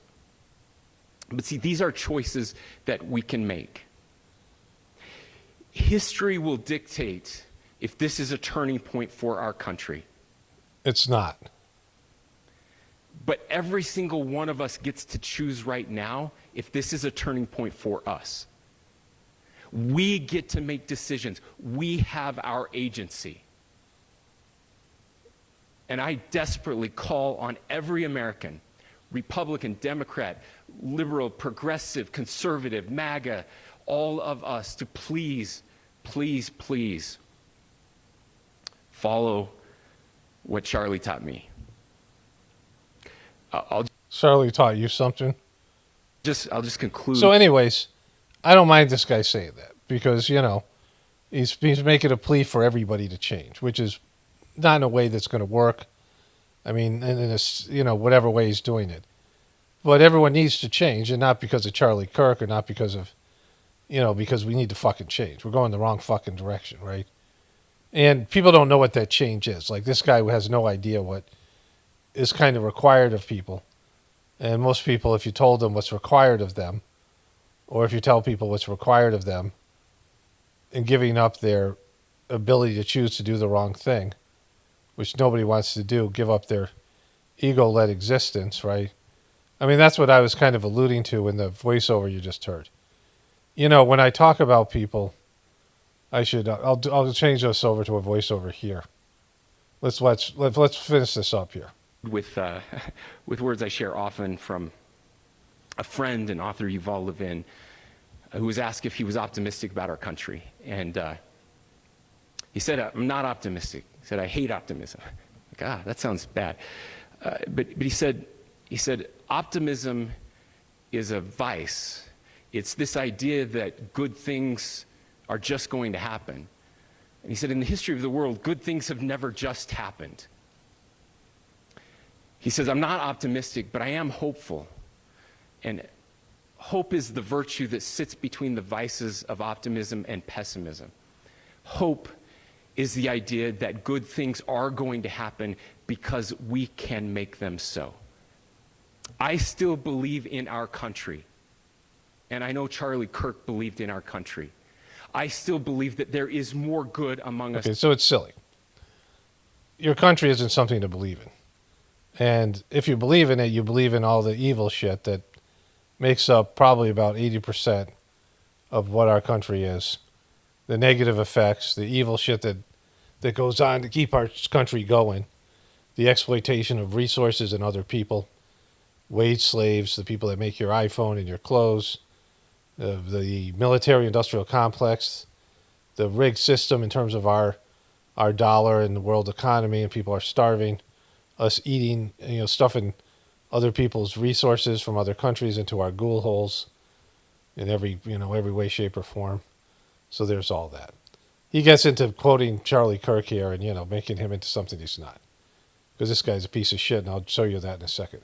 But I want to switch over to a voiceover here and talk about that. Okay, so I want to switch over to voiceover because I want to include this in my Journey series as well. And I already had done this other voiceover, and this goes with that. So what I left out of that voiceover, what I want to say, is the distinction that I have for people, and, everybody has their moments of egoism, but it's the difference between going the wrong way and following your ego down a demonic path, or embracing your soul's path and connecting to the divinity within you and following the orders and suggestions. I don't call them orders, suggestions, because they're gentle. It's not an order, but they are orders. And if you understand, you have no real choice. You have one right choice, and you have the choice not to make that one right choice, but it keeps on coming back to you. But all the people that do egotistical bullshit and then use God as a way to convince people they're doing the right thing, or then they say they speak for God, those are the worst of the worst. People who are just hedonistic, demonic people that don't bring God into it and are, they're truthful about their hedonism and they don't claim to be good people. Like they know they're pieces of shit, but they don't believe in anything and they're not trying to win people over. Those people are much better than the people who do shitty things, do demonic stuff, do egotistical things, and then claim that God is behind their actions, and then, claim divinity. Like each person, a person who is right with God doesn't need my praise. If you're right with God, then you feel good. Like you feel there's a sense of well-being. When you're doing what your soul wants you to do, when you're on your soul's path, you feel congruent in a way. And when you go off your soul's path, you feel like shit. And it's a very simplistic type of situation. But most people don't want to be on their soul's path because it's difficult. And because, their ego doesn't want to give up their ability to choose to do the wrong thing. And when you tell people about it, they get pissed at you because they know you're telling them the truth, but deep down they just can't do it. And I don't care about it. But when I make fun of people, I'm making fun of I'm mocking them for their egotistical choices. They have a choice to do the right thing just like everyone else, and they refuse to do it. And then they just are these, you become a demonic liar. And most people who are in the celebrity culture, who are out in front of you in the news, politicians, their demon is just so large and so, obvious, I pointed out. And, only from the standpoint of it's something to be aware of and not to emulate, because there's a monkey see, monkey do type part of human nature, and people have to understand this so that they won't choose to do these things. They won't copy someone like Charlie Kirk. They'll aspire to be something more. But like I said, my last video, I think, or 2 videos ago, I hope that people would exceed me spiritually. Like, I hope the younger generation certainly exceeds whatever I achieve spiritually, because it's not a competition, right? It benefits everybody when people go further. And the next time that I come back into life, the planet would be a much better place if this generation, if every person younger than me exceeded whatever I've accomplished on my spiritual path. Because, that would be great. Great for the world. It's great, when anybody comes into the, comes into the spiritual way of being. And that's what I hope for. Everything else is, it's just worthless. It means nothing. And it's not making fun of something. You're not hurting somebody's heart. I mean, they might hurt their feelings, but not their heart, because their heart doesn't want them to be doing what they're doing. Their soul doesn't want them to be doing what they're doing. I mean, I'm actually, for every person that gets upset with me when I say things about change, and when I make fun of somebody who's a piece of shit and they don't see it, I'm doing you a favor, because I'm exposing something that is, an illusion that is, that's hurting you right now and hurting that person. Not that I go up to people and say, hey, you suck, because it doesn't work. But if they happen across my videos, the truth is there, whether they can accept it or not. But anyways, that's what I want to add. This is the difference between the soul and the ego. And when it's the ego, then it doesn't matter when you say things about it. Whether the ego gets its emotions hurt. Like, egos are, so sensitive. People's egos are so sensitive. But, it's anything that helps or exposes the ego for what it is a good thing, regardless of whether people can accept it or not. Anyways, let's get back to it here. Let me just say this. For those of you listening to this on the Journey series, this is a kind of, I think, important part here where I discuss Charlie Kirk and what kind of person he is. It'll be the second video I do on his, whatever's happened to him, whatever the storyline is. It'll read, that F. Charlie Kirk. Let's find out about this guy. I've already forgotten his name. Chad, is it? No, it's Chad Bennington, which I already discussed in the video. Tyler something. Let's talk about this fascinating young man named Tyler, making him into a celebrity. And then, the way the media does. And so that'll be the title of the video for those of you listening to this on the Journey series. Otherwise, here is the part about Charlie Kirk. Okay, so Charlie Kirk was a real piece of shit. I've already done the clips you're about to see. So I went through and watched a bunch of his things. My wife had asked me why I thought that. You could just tell when I saw him. He's pro-Israel. He's pro-martial law. He's pro everything that Trump's doing wrong. But he's invoking God. And I can see he has charisma. I can see, these kids come up to him, and the kids aren't, as sophisticated or as polished as he is. And he says things about Israel that are blatantly untrue. And it sounds like it's true because he has some, he has this way of presenting himself. He has this, this confidence of an adult grown man going to these college campuses where kids only know, little bits and pieces of information. And he beats them down with his, his adultness, right? When you're adult, you just know more things. And he's got debating skills. So he's in a power position where they're coming up to this microphone. And he's sitting there, holding court. And he's able to, embarrass these kids because these kids don't have the knowledge of living an adult life and the ability to do the kind of research and kind of things that he has, right? And so it sounds like he knows what he's talking about, but he doesn't. He's full of shit. But he invokes God, and that's the problem. Like, that's always going to be a bigger problem for me with these clowns. When people invoke God and then they pretend to speak for God when they're just bullshit religious people who are using God to push a political agenda. Politics and God don't mix.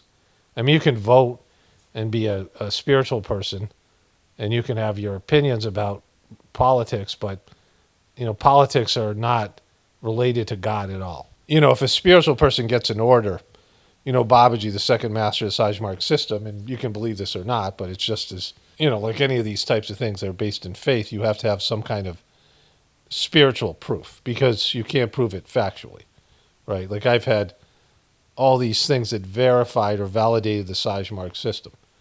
Up into the point where Dodgy became master and he shit the bed and he, turned it into this attempted cult, right? This thing I've talked about in so many videos. But the second master of the system, Babaji, he wrote this diary and he was intercommuning with all these spiritual beings, including Jesus and some of these other people. Not so much Jesus, but Jesus was a part of it.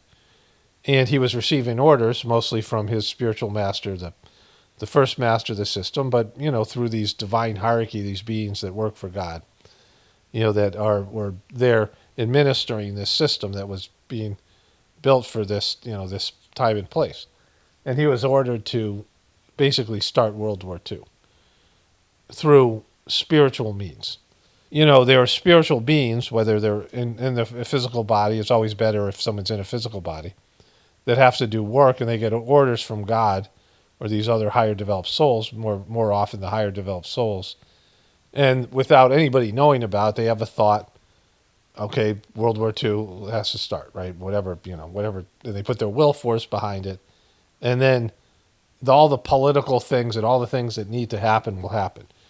Like if there was a thought, or a divine being was ordered to destroy America, there would be this thought, destroy America, and then there would be a Biden, and there would be a Trump, and there would be an economic collapse, and then there'd be World War III with China and Russia, these things, right?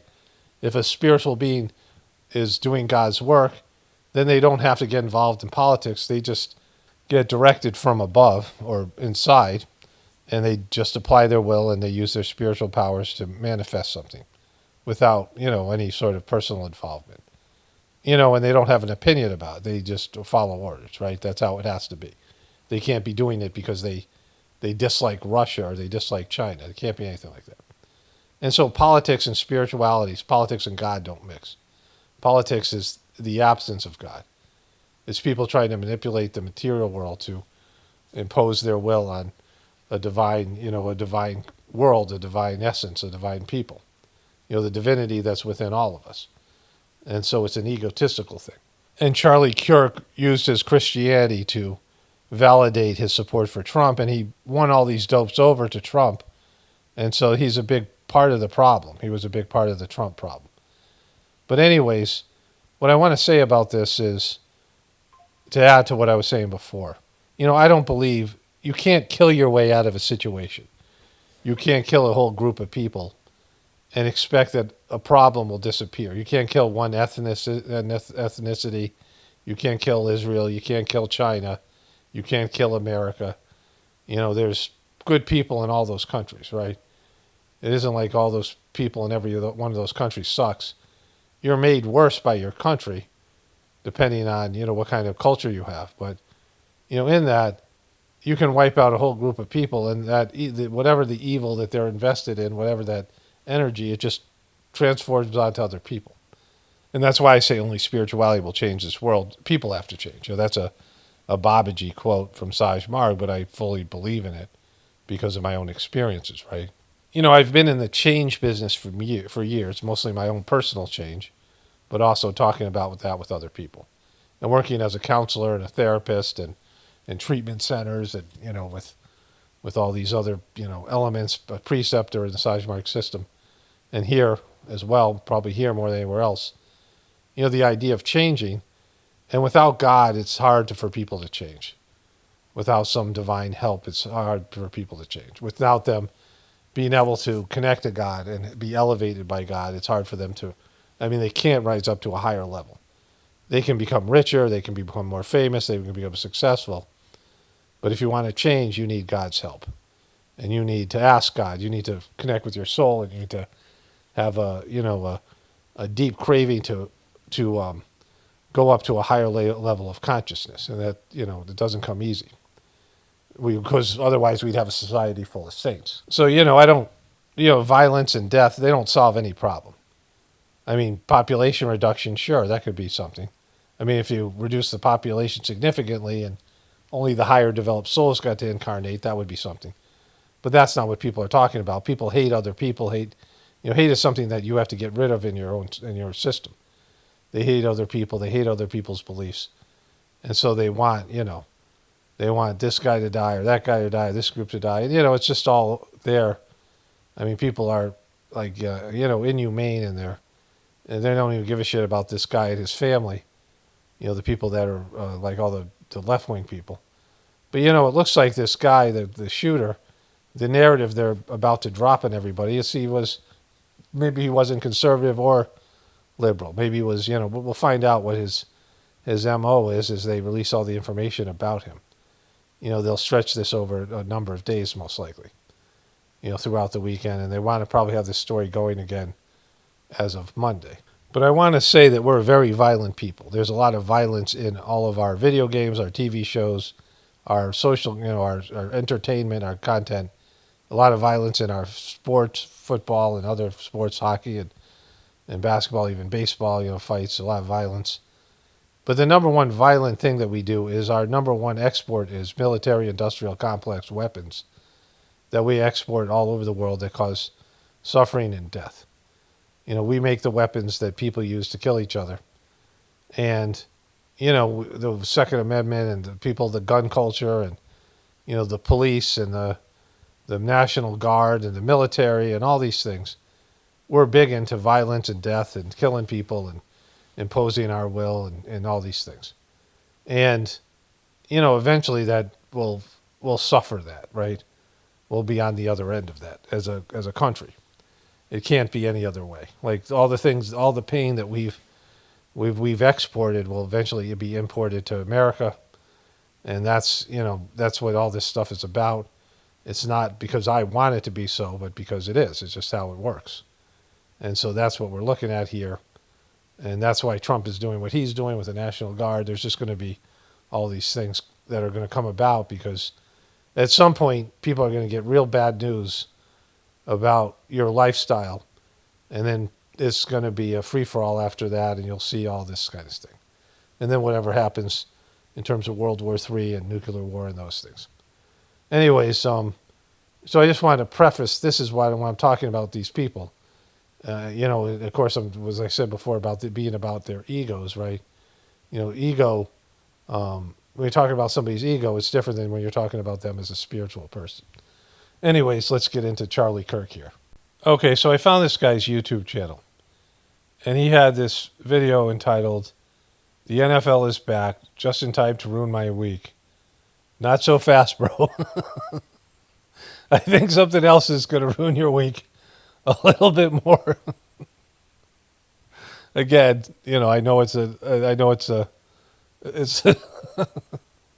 it's not socially appropriate, but it's funny, right? Let's see what he had to say here. Folks, we're in a spiritual battle. Right now, all across the globe, our Christian brothers and sisters are being targeted because they stand firm in their faith in Jesus Christ. God's word calls us to remember them. We've got to stand with those heroes of the faith. In the powerful book, When Faith is Forbidden, Todd Nettleton and the Voice of the Martyrs bring you 40 gripping true stories of believers who said yes to Christ, even when it cost them everything. Freedom. Okay, so this guy is not a spiritual person. You can tell people who, they exude spiritual energy. You can just tell when you look at them, right? There's people who are good people, even if they're not even godly people. There are people who don't really, practice any spirituality, and they just have this, this way about them, right? There's an innocence there. This guy's like just not that, right? You can just see it in it is whatever he's doing. This idea that you're in a spiritual battle, spiritual war. It's not really those things. My recent voiceover where I said that you talked about good versus evil, and that true spiritual people are not there to kill evil, right? So you don't back somebody like Trump. Like if you were a spiritual person, you would never back somebody like Trump. Only from the standpoint that Trump is doing God's work by destroying evil America. The evil globalist system. That this system has to come down and somebody has to do it. So Trump, not consciously is doing God's work. Trump isn't a godly person either. But this idea that he's pushing this stuff here, he's made $12 million. And he's tapped into this, this bullshit Christian religion stuff that's not, it's not of God, right? Like, he's not connected to Jesus. You know, if he was connected to Jesus, he would be like Jesus, right? Jesus didn't have enemies. If you're a true spiritual people, you're there to elevate everybody. You're there to elevate the divinity within everybody. And, you know, you do that through example and, you know, not being political. You can't be political and spiritual because politics is divisive, right? So when you take a stand on politics, let's say Jesus came back and he picked the Republicans, that means that Jesus has just alienated all the Democrats. And, you know, the Republicans do evil shit too, right? So neither one of the parties is from God.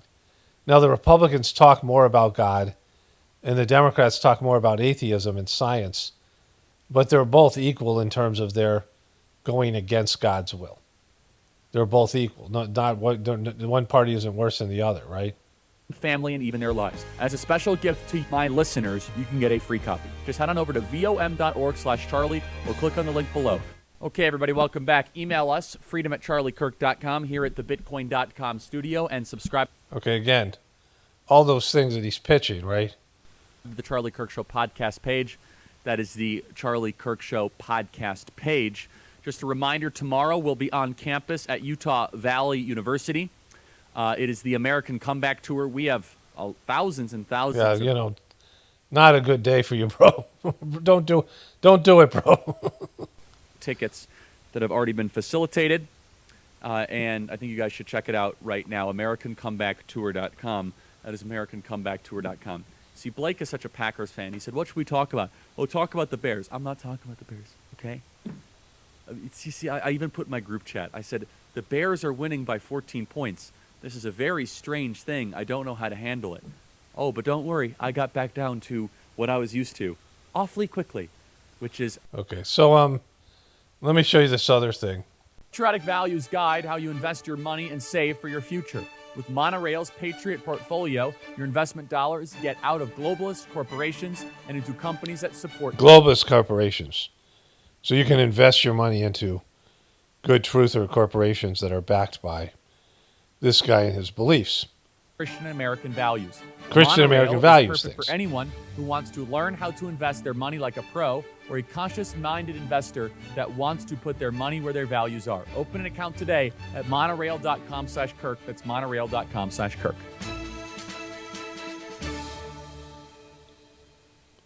So we're on Team Civilization. Okay, so he's on Team Civilization, him and Ben Shapiro. This piece of shit, Ben Shapiro. And, you know, I'd said, what if it was Ben? This is the guy that I compared him to without knowing anything about him. And then I see 2 days before this thing, I think it's the video before, or 2 videos before the video I showed you about him talking about going to Utah. Here, we want to see the maniacs of Hamas be defeated. So we've seen news this morning that, quite honestly, I'm a little confused by, and I was hoping you could navigate it and help us understand, which is that Israel bombed Qatar, which houses a lot of Hamas officials. What happened here? And if I were to introduce just the skeptical question, will this potentially endanger America's own interests in the Middle East? So please, Ben, help me better understand the situation. See, he's on Team Israel, right? Even though he questioned Israel and said there's Israeli ties to, Jeffrey Epstein, he's on Team Israel. This guy's as much Team Israel as anybody. Sure. So I think that the lead up to understand here is that Qatar sort of plays both sides when it comes to its negotiating stance between Hamas and Israel and the United States. So it has provided extraordinary material support to Hamas directly, billions of dollars in material support. So Hamas is an Israeli asset, which, I've said over and over again, it's the only thing that makes sense, right? Just like I said yesterday, who does Charlie Kirk's assassination, in air quotes, help? Well, it helps Trump. Like, Trump was on the ropes with the whole, if Charlie Kirk is really dead or, whatever happened here. I mean, I don't know. Like, I'm not, there's no way to ever get those answers. I mean, I think he's dead, but if he's dead, the liberals don't benefit from being dead. The liberals had Trump on the ropes because they finally gave a shit about Epstein because they were able to get Trump with it. And all these, 18,000 emails, these things are coming out every day, and everything that comes out is bad for Trump. Trump's losing his base, losing connection with his base. And so, this guy, like I was saying about Hamas, him backing Hamas, Hamas's actions have benefited Israel. Israel has wanted Gaza. Israel has built settlement after settlement on the Palestinian lands, and they want the Palestinians out. They want all of the greater Israel, the Zionists, which includes a little piece of Iran, most of Iraq, part of Saudi Arabia, part of Egypt, part of Syria, these countries, Lebanon. The thing that in the biblical understanding of Israel is a big country that, is Israel's only a small part of it. What Israel today is only a small part of. I show that map all the time. And so these Zionists want that. This guy's a Zionist. And Christians who claim to be Zionists, who believe that the Bible has promised Israel to Jewish people, they're full of shit, right? And they're not spiritual because the Old Testament's a horrible book. And Christianity divides people from God. And Israel, the Israeli beliefs are worshiping this demonic, wrathful God in the Old Testament, right? Eye for an eye, tooth for a tooth, this kind of bloodshed, warlike terrorist, a petty God who's always jealous, and an egotistical God that, there's nothing like real God. God is the essence of love. God isn't a king. God isn't any of these things. And so he's pushing this agenda, the pro-Israeli genocide agenda. And then he says that, Chris, this is a spiritual war, right? Hamas, the leadership of Hamas, have been living in Qatar for years at five-star hotels. Hamas's priorities have been pressed by Qatar in negotiations multiple times. But again, why is Hamas being the catalyst to destroy Palestine? All the shit that's happened is because of Hamas. The October 7th thing. And all the hundreds of thousands, the 100,000 dead Palestinians, all the Palestinians their country's destroyed, all the destruction, all the things that's happened, all the things that are going to happen is because Hamas has done this, right? Hamas did something on October 8th that provoked Israel to do what they're doing. And what they did not help the Palestinian people. It hurt the Palestinian people. It helped Israel achieve their goals. And so these lying motherfuckers, right? Qatar has not put significant pressure on Hamas in the past to release the hostages. Okay, we get this guy. Let's go back to Charlie Kirk here. And one of the things that kind of looms over Japan is that Japan, they engaged in an unconditional surrender. That they said, we're done.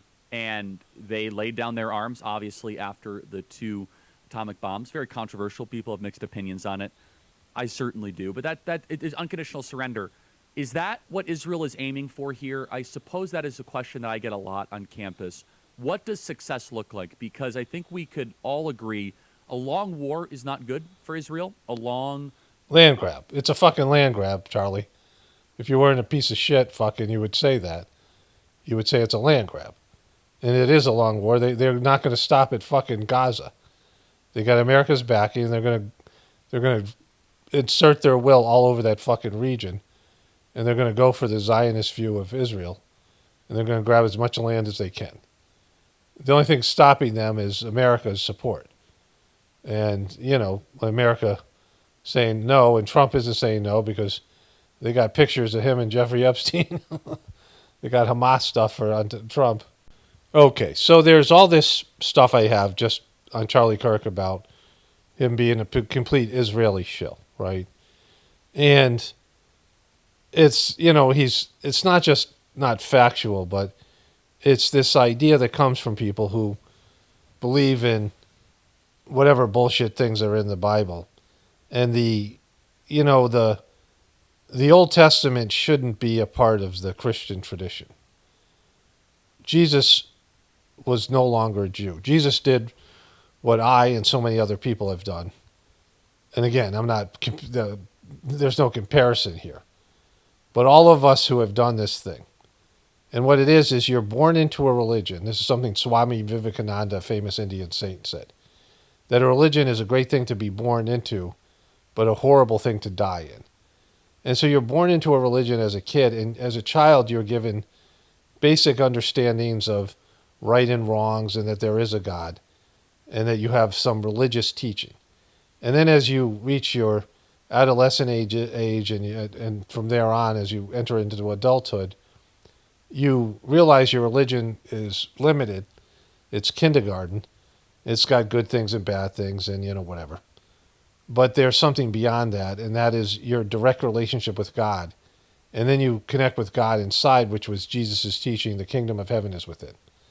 And that's when you become a spiritual person, right? And so when you buy into a religion as an adult and you push all the bullshit things in the religion, like Charlie Kirk and these other people do, and part of that is these Christians who believe that everything that Israel's done is backed by God, that they're the chosen ones, which there's no chosen people. And Charlie Kirk clearly believes that. And I can see he's a good debater. He comes out with a lot of confidence, and he has a likability factor. So he goes to these campuses and he talks to these people, and they like his manner, but he's completely full of shit, right? How are you, Charlie? Yes. Big fan, by the way. Absolutely love you. I agree with mostly everything you say, except for one thing. I don't agree with your overwhelming support for Israel, and I have a Christian argument for you about it. My issue with it is that Israel helps funds Turkey, military, sells them missiles that end up killing Armenian citizens. How do you justify that as a Jewish nation is helping another country eliminate a Christian race? So I don't support that, but we have a deeper problem with Turkey beyond Israel. Turkey's part of NATO. Yes. So we give them money. Yes. Yeah, but we give Israel a lot of money, right? To do horrible things to Palestinian people. So it's not an Israel problem, that's an America problem, right? I agree. So if your argument is against, which I'm no fan of Turkey, and I acknowledge the Armenian genocide for the record, yes, which a lot of people get mad about, but I would put Israel aside to that for a second, because the arms they're selling are repurposed. Because that's what you can do when you're giving them $3 billion a year to turn around and bribe your politicians and make them sign a pledge to support Israel, right? American arms usually. I don't know why Turkey should be part of NATO. I think Turkey should be kicked out of NATO for what they did to the Armenians, and they don't offer anything to America. They don't. Nothing. And Erdogan is a very, very bad guy who's becoming an Islamic dictator of a failing country. So I think it's an American problem. So I would put Israel aside on that. But Israel also does sell them military aid. So do we. Yes, but so we are the root cause of that, right? Okay, and then a second part of my question is, how does U.S. gives a lot of benefits to Israel? How does Israel benefit us as a partner? Well, first and foremost, you're a Christian. Yes. How do we know the Bible is true? From the land of Israel, Palestine. Jesus Christ. That's not Palestine. The land of Israel. That's how you know the Bible's true. See, if you were a spiritual person, you'd realize Jesus' time as being a Jew ended when he had that realization that God was within him. When Jesus had and again, Jesus isn't the only son of God. There's all this bullshit stuff in the New Testament. There's lots of bad shit in the New Testament. But it's a much better book. And so Jesus stopped being a Jew and became what now is known as Christians, right? He wasn't a Christian because he didn't follow him himself, right? But he became a, spiritual person. And it's some like remedial level, Jesus was not that evolved, right? He took the first step on the rung of spirituality. I'm not criticizing him. It's a spiritual fact, right? There's a lot of immaturity in his teachings, and his teachings are not that advanced compared to what else is out there. Sounds like a missile's about to strike me. Something. It's heading over there. There's an infinite journey. Your soul's on an infinite journey to return to God. God is, there's a book called Towards Infinity by the second master of the Seismic system. And so Jesus was somewhere above the normal people, and then, he hadn't reached the goal yet. He was still on his spiritual journey. But some part of him was setting an example to people that you find divinity within you. And so he left his religion and became spiritual. And so to say that how do we know the Bible's true, the Bible isn't true. It's a piece of shit book that has some good things in it. But the Bible as it exists now has been manipulated to control. It's a system of control, religious control, which I've documented in many videos. But he's saying this because, you know, the Bible and then mixing the Bible and being a patriot and being political, then this is what you end up with, right? Like if you're a spiritual person, you don't get political in this way, right? You can say what I say about politics, which is there's no political solution. Politics is just for, you know, vipers and venomous people. Like there's no marriage between spirituality and political power, because once that happens, you know, everything falls apart. You want me to put British-Palestine? Does that help? Well, as a Christian, so are you Armenian Christian? No, I'm actually Palestinian. Okay. So what? And you're Christian? Yes, I'm a Christian. Okay. Well, praise God. Praise God, bro. I'm thrilled to hear that. So, but I think you I'm can thrilled to hear that you're a Christian.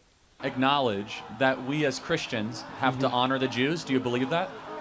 Yeah, that's what that other fuck said. This is what Ted Cruz says. You don't have to honor fucking anybody. You have to honor everybody. You have to honor the divinity and everything and everybody. You not the ego. This is what I was talking about earlier. You honor the divinity, but not the ego.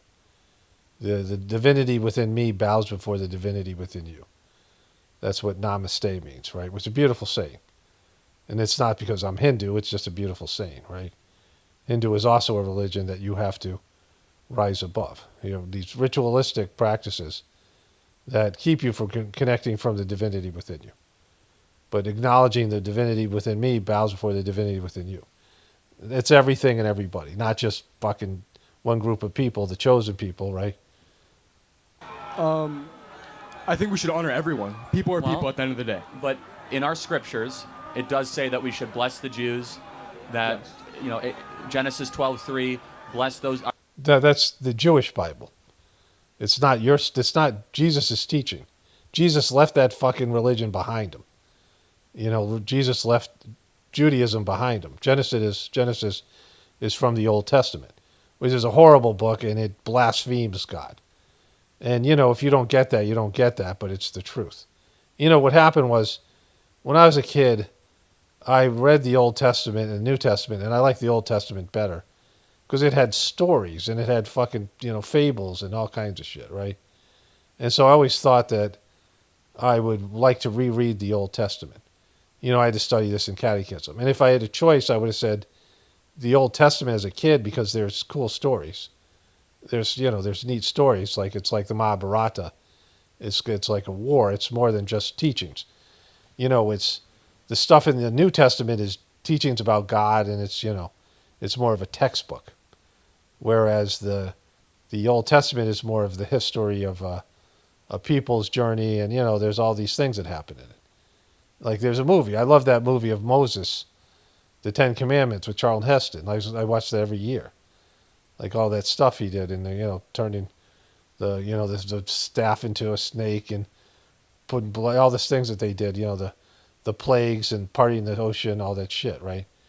It was an adventure. It was interesting. But, you know, as I got older, my ex was homeschooling, you know, my kids, and she read the Old Testament to my kids, and we were like, holy shit, this is so bad. The way that they portrayed God in the Old Testament, I couldn't fucking believe it, right? It's horrible. And then, of course, you know, I started doing these videos years later, and I started getting all these people telling me shit, and I'm like, yeah, the Old Testament's a piece of shit book. Because it makes God into a narcissist. It makes God into a human being. You know, back in those days, the best thing that you could be was a king. Like, if you were a king, you were some side elevated. And so if you were a king, that was, you know, like, God is a king, because that's what people knew. But kings are bad. Like, the kings are, you know, you can be a good king, but the idea that people are by some royal bloodline superior and have the ability to order other people and take slaves, and I mean, that's what kings do, right? And so kings aren't godly at all. It's just what they said. Oh, Jesus is king because kings are great. Oh, the best thing you could be is a king. You know, God's a warrior. Well, the best thing you could be is a warrior, because people were primitive in that sense, right? You know, they were more advanced in some ways. They were more human than we are now. They're more in touch with their humanity and nature, but they're very unsophisticated in terms of their understanding of the world. And violent kings were considered as great, and so God must be like a king. And so let's go to this other clip here. Let's say Hamas was like eradicated. What do you think should happen between both the communities in order to bring, I guess, peace between both of them and make things better? Yeah, so just so everyone's clear, the reason why Gaza's under Hamas control is that there was a peace deal that was signed. Israel got out of Gaza in the pursuit of peace. So they were occupying Gaza, and they got out of there in the pursuit of peace? Gave up the Sinai in pursuit of peace. Israel gave up portions of the West Bank in pursuit of peace. Israel has actually decreased the land size of their nation significantly in the last 40 years. That's not true at all. Palestine first of all, there was more Palestinian people, and they were in control of Israel. And then the Rothschild family, which is Jewish, pushed the UN and Britain, because they controlled Britain in so many ways because of their evil banker, they were just wealthy, to make an Israeli state of Israel. And they had a lot more money and backing, but a lot less people. And the Palestinian people had to move out of their homes and move to the much shittier land, right? Let me show you this thing here. So this was Palestine, right? So this is Palestine, 1946. The Rothschilds said, we want to make this into Israel as well. Now, this is the ocean, right? So this is all coastal land. And so you have access to other countries and, ports and boats. And it's a beautiful ocean, Mediterranean Ocean, vacation paradise, right? So they have this really good land, right? So the Gaza Strip has this land right here, this half of the Gaza Strip, small piece of land. It's like 20 miles long now, right? This over here, what's been reduced to. And Israel had all of these other parts, the white parts, right? So they had the majority of this land. And, there's also coastal land over here. It used to be Palestinian, and now it's Israeli. So there's another little body of water here. So you always want coastal land. Everybody knows that. And so Israel immediately got an army, which I've documented. I didn't document it. I read documentation of this. And the Palestinians have never had an army, a navy, an air force, or any military body. But Israel got the support of America and these other countries. They bought all this stuff. They got American money, and they turned around and bought politicians. And they secured for themselves one of the 20th best army in the world, this small-ass little country here. So they have the 20th best army, and they also got unconditional support from the American military and the American government. And over this period of time, they grabbed all this Palestinian land. So Charlie Kirk's a piece of shit liar, or whatever he was, because that's just not accurate, right? And he wants to honor Israel because some bullshit Bible thing that says some bullshit stuff in the book of Genesis, that Israel and Jews are supposed to be honored. And so so whatever happens to these Palestinian people is fine with him, right? Like, he's not saying that here because he wants to appear to be some kind of nice Christian guy.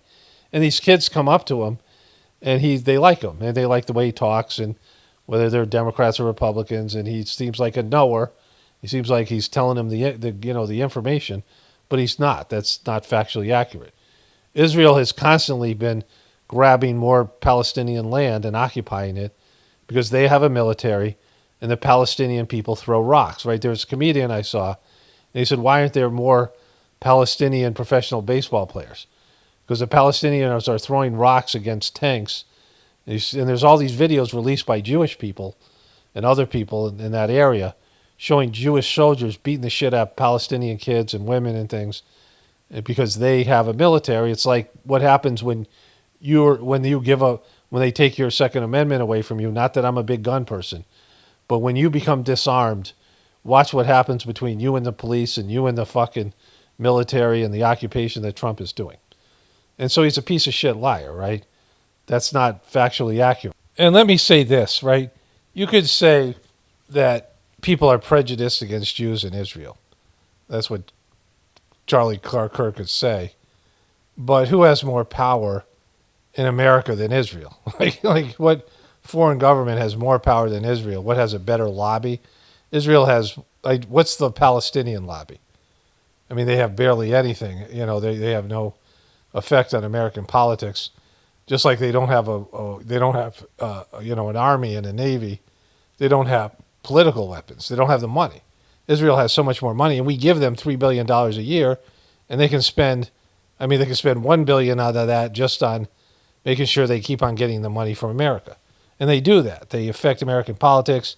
They make all these politicians sign a, pledge to support Israel, which is, Israel's and America's interests aren't always going to be the same. And so, we know about this. And so all these maps, all these things you see out there are going to be pro-Israel. Most of these papers, the influence of Israel on the media and entertainment. How many Holocaust movies do you see every year? How much influence does Israel and Jewish people have on our media? And they're in these positions of important positions in the media and entertainment and just across the board in finance. How many of the Federal Reserve chiefs have been Jewish, right? So, or dual citizens. And so you have this, idea that Charlie Kirk is saying that somehow they don't teach you this in college. Why? Because colleges are so liberal and colleges don't get money from Israel and aren't, the federal government. Trump is literally trying to withhold Harvard's money for letting kids engage in their First Amendment right to protest and speak their truth about Israel.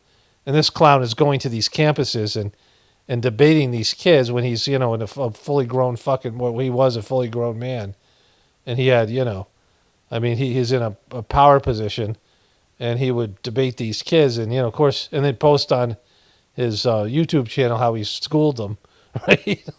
It's like an NBA player going back to high school and beating the shit out of kids, or a football player, and then putting up tape about how he beat the shit out of them, mocking them and laughing at him. This guy's a real piece of shit. Almost, they have shrunk their country by nearly 75% since Jesus. 1975. Most people, they don't teach you this in college. You can look it up. You can look it up where? In fucking Charlie Kirk land?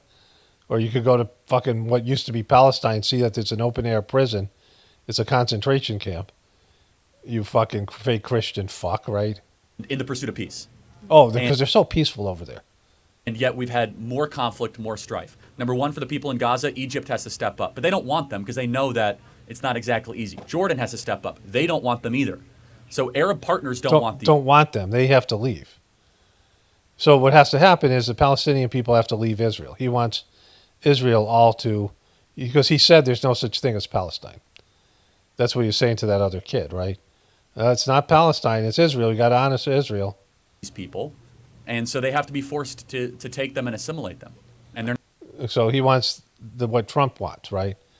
This is the fucking, they have to take Palestinian people who opened their homeland to Jewish people, because Jewish people had left the Exodus, but they came back and then they were given Palestinian homes and Palestinian land. I showed this video where this guy just kicked these Palestinian people out of their home and said, I'm taking your home. And the Palestinian people are saying, why do you do this? He said, if I don't do it, someone else will. We can just take your homes. Get out of here, you Palestinians. It used to be your land, but now it's ours, because we got backing. So fuck this guy, right? And not that I'm saying, whatever happened to him. But, this guy's not, he's a piece of shit. So the title of this video is Trump Sends Narco-Terrorists to Beat Their Maker. Editor-in-Chief of Breitbart News, that is Breitbart.com. Alex, I want to start with a story yesterday which I love, and it was not getting enough coverage. We can go the B-roll. So remember, this guy is trying to present himself as being spiritual, right? President Donald Trump has been very clear that he wants to shrink the map and focus on religious hemispheric dominance. He was trying to end wars abroad and really focus on our own hemisphere being abused. Yesterday, this is the MAGA doctrine, otherwise known as the Monroe Doctrine 2.0. MAGA doctrine. So this is, with all the shit that Trump has done, I'll show you the stuff that he believes in martial law true here as well. President Donald Trump authorized a military strike yesterday of drug runners and drug traffickers of Tren de Aragua that were bringing life-ending drugs to the United States. You can kind of see here in a speedboat. They're in international waters. I don't know all the legal technicalities. These guys could be just people in a speedboat, right? Like there might not be any drugs on this thing. Like we don't know because Trump's a liar. We don't know where this might even be America. We don't even know, right? But they should put this video out. Here, obviously, it passed the muster because they authorized it, and they did a drone strike in the Caribbean. Alex, what are your thoughts here? I'm at least thrilled finally that we're using military force in our own hemisphere against people that would have done harm against the American homeland. They actually are a much greater threat. What you are seeing on screen are a much greater threat than Vladimir Putin. Those drug Absolutely right traffickers about would have that, killed Charlie, a lot more and people this than is just a Russian perfect- soldiers. Alex Marlowe. Yeah, you're absolutely. Or you could talk about how the Afghanistan invasion brought in all that opium and the old opioid crisis and pharmaceutical drugs. I don't know what this guy thinks about vaccines or not.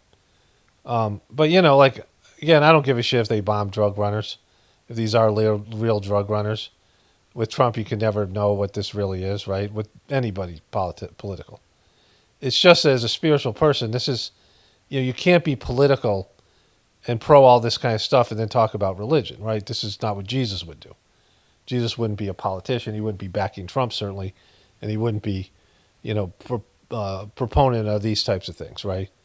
If this happens, it happens. Like, people die, wars happen, these things, right? You have to, abide by those things. As a spiritual person, unless God orders you to do something at a spiritual level, true spiritual warfare, God orders you to make a spiritual will and create something in the material world, like a war or something like this. That's coming from God. Like, this isn't coming from God. This is political. In with hopefully goodranchers.com, promo code Kirk, with your family. But, Chicago, they celebrate Labor Day differently. I grew up in the suburbs of Chicago, and the way that the teenagers and the youths, they celebrate Labor Day a little bit differently. You see, in Chicago, unlike in most pockets of America where it's all just about family and tradition, you see, in downtown Chicago, they want to break records. Now, they didn't quite break a record, but they got close. Prepare cut 288. This last weekend, 52 people were shot in the city of Chicago. 7 of them killed. Again, this guy is a pro-Second Amendment person, right? But there's, people are not mature enough to have guns. And I'm not, I understand what would happen if Americans didn't have guns. In terms of, there's only one, it's only going to go one way. And it's a collapse of the system. America is demonic, which this motherfucker won't tell you, right? But here he's pushing for Trump to impose martial law, which is not a truther or Republican position. He backs Israel, and he pushes all this kind of agenda. Now, based on the shot-to-death ratio, I can tell you there's not a bunch of white supremacists doing this. Play cut 288. 52 people, I should say, were shot in Chicago, 30 different shootings over the holiday weekend, 7 people killed. Aren't numbers like that still a problem that your city needs to address? What more can be done to address that? Trump is a dictator. I think we got to be very clear. He's trying to normalize violence. He's trying to normalize military deployment in American cities. What we have not seen is really a systemic investment that will actually address the core issues. I had shootings in my ward. One of them was a tragic shooting of an unhoused neighbor. So the Trump administration is saying that they're going to address the issue of unhoused residents by putting them in jails, in concentration camps. Are they going to address the issue of violence by withholding $800 million that have gone to the cities like Chicago for violence prevention programs? Okay, so his first little statement was, hey, isn't violence... His first little statement. So he's an arrogant prick. He's Pete Hegseth, like a little softer version of Pete Hegseth, right? He's obnoxious. He comes in with a lot of confidence. Oh, well, he's a knower, right? Oh, well, I can believe this guy sounds like he knows his shit. And so, I saw all these people on Facebook who I think friended me. Most of them I don't know who they are anymore, just over the years who watch my channel and well, maybe they're pushing some of their own agenda, whatever it is. They want me to like something, like a group they're in or something that they're selling, whatever it might be. But, there's people who have friended me who used to watch my show. Some of them I recognize, some of them I don't. And they were all putting stuff up about this guy. Like, I just scrolled through Facebook for like 2 minutes, and I saw like 15 different people celebrate or, grieving this fucking guy. And I'm like, how can you watch me and him? Like, I saw him for for like 10 seconds, and I knew this guy was exactly what I now know. These fake fucking people have take some truther things and take this whole, being alternative media persona, but they're just, they're shilling for Trump and fucking this in Israel and these, horrible agenda, and they're not who they claim to be. He's not a representative of Jesus. Jesus wouldn't want this guy, right? This guy is not, his ego is away. It would take him away from Jesus' true essence and teachings, right?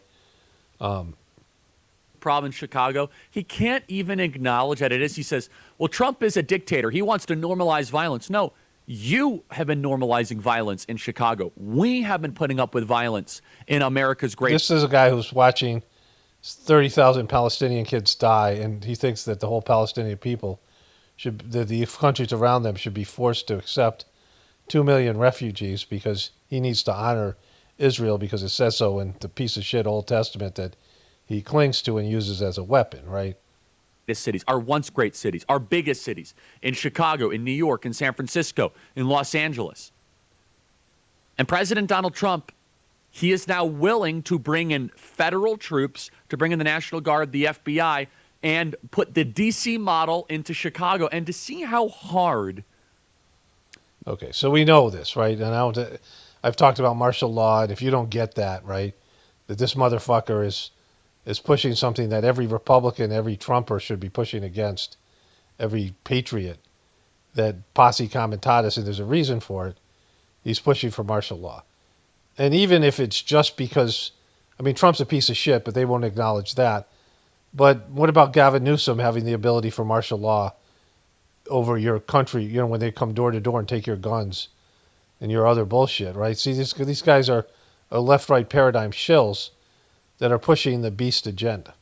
He wasn't religious, and, I don't know what's happened to him or not, but this guy's a piece of shit. And it should be fairly obvious to everybody. Okay, so I want to wrap up the video here. I just got recommended a bunch of Charlie Kirk videos, including some guy tries to engage him in a fist fight. There's some older guy claiming to be a Christian, and he said that he's led by Christ to come in and tell Charlie he's not a good Christian man. And there's a lot of, laughter, and this guy's an old guy with a hat. And so I didn't get to watch the rest of the video, but he puts himself in a power position, right? People are coming to, debate the, open mic and come at him, and you're coming on his home turf with his audience, his crowd, and he, it's just he's wins these debates because he did, There's one debate he didn't win, but anyways, he is what he is. He was what he was. I don't know. So I asked, what is Tyler Robinson's political views? I asked ChatGTP. So as of 5 o'clock tonight, I'm going to get this video up by about 6 or 7. I just got to finish this voiceover, then I'm going to upload it. What is known, voter registration, voter status. Tyler Robinson is not officially affiliated with either major U.S. party. He is registered as unaffiliated or nonpartisan. So they've gone to radio silence, right? There was this information released today. I don't know if they'll release more tonight, probably tomorrow, and then over the weekend, you'll learn all about this guy, right? But as of right now, he's a nonpartisan. His voter registration is inactive, meaning he hadn't voted in at least the last 2 general elections. So he didn't vote for Trump or Biden, for Trump versus Kamala Harris and Trump versus Biden. Opposition to Charlie Kirk conservative ideology. Robinson is reported to have expressed strong dislike for conservative political commentator activist Charlie Kirk. He called Kirk full of hate and believed that Kirk was spreading hate. This opposition appears ideological, critical of Kirk's views. Family and friends and authorities say that Robinson has become more political in recent years. We saw that. He wrote this stuff on the bullets, he was a fascist. He has no public record. So there's just nothing here because they haven't released it yet. I'll ask this very same question tomorrow and get a completely different answer, right? Because they'll roll out that next package for this guy. So, whatever this thing is, it's now, all the things that I talk about, and in this video and other videos, where it becomes politically motivated, controlled by whoever's, the CIA, whoever's running this operation, and then it becomes, the political agenda will be clear. If it's a Republican, it'll be about gun control. And again, gun control, I mean, unless Trump endorses it, then that, which I don't think he will. Because I don't think he can go that far down to the, he can't, like, he's kind of weak now with the conservatives, and because of the Epstein stuff, I don't think he can take on a fight with the NRA. But you never know what's going to happen. And then, if he's liberal, it'll just be all this conservative hate. These dopey motherfuckers.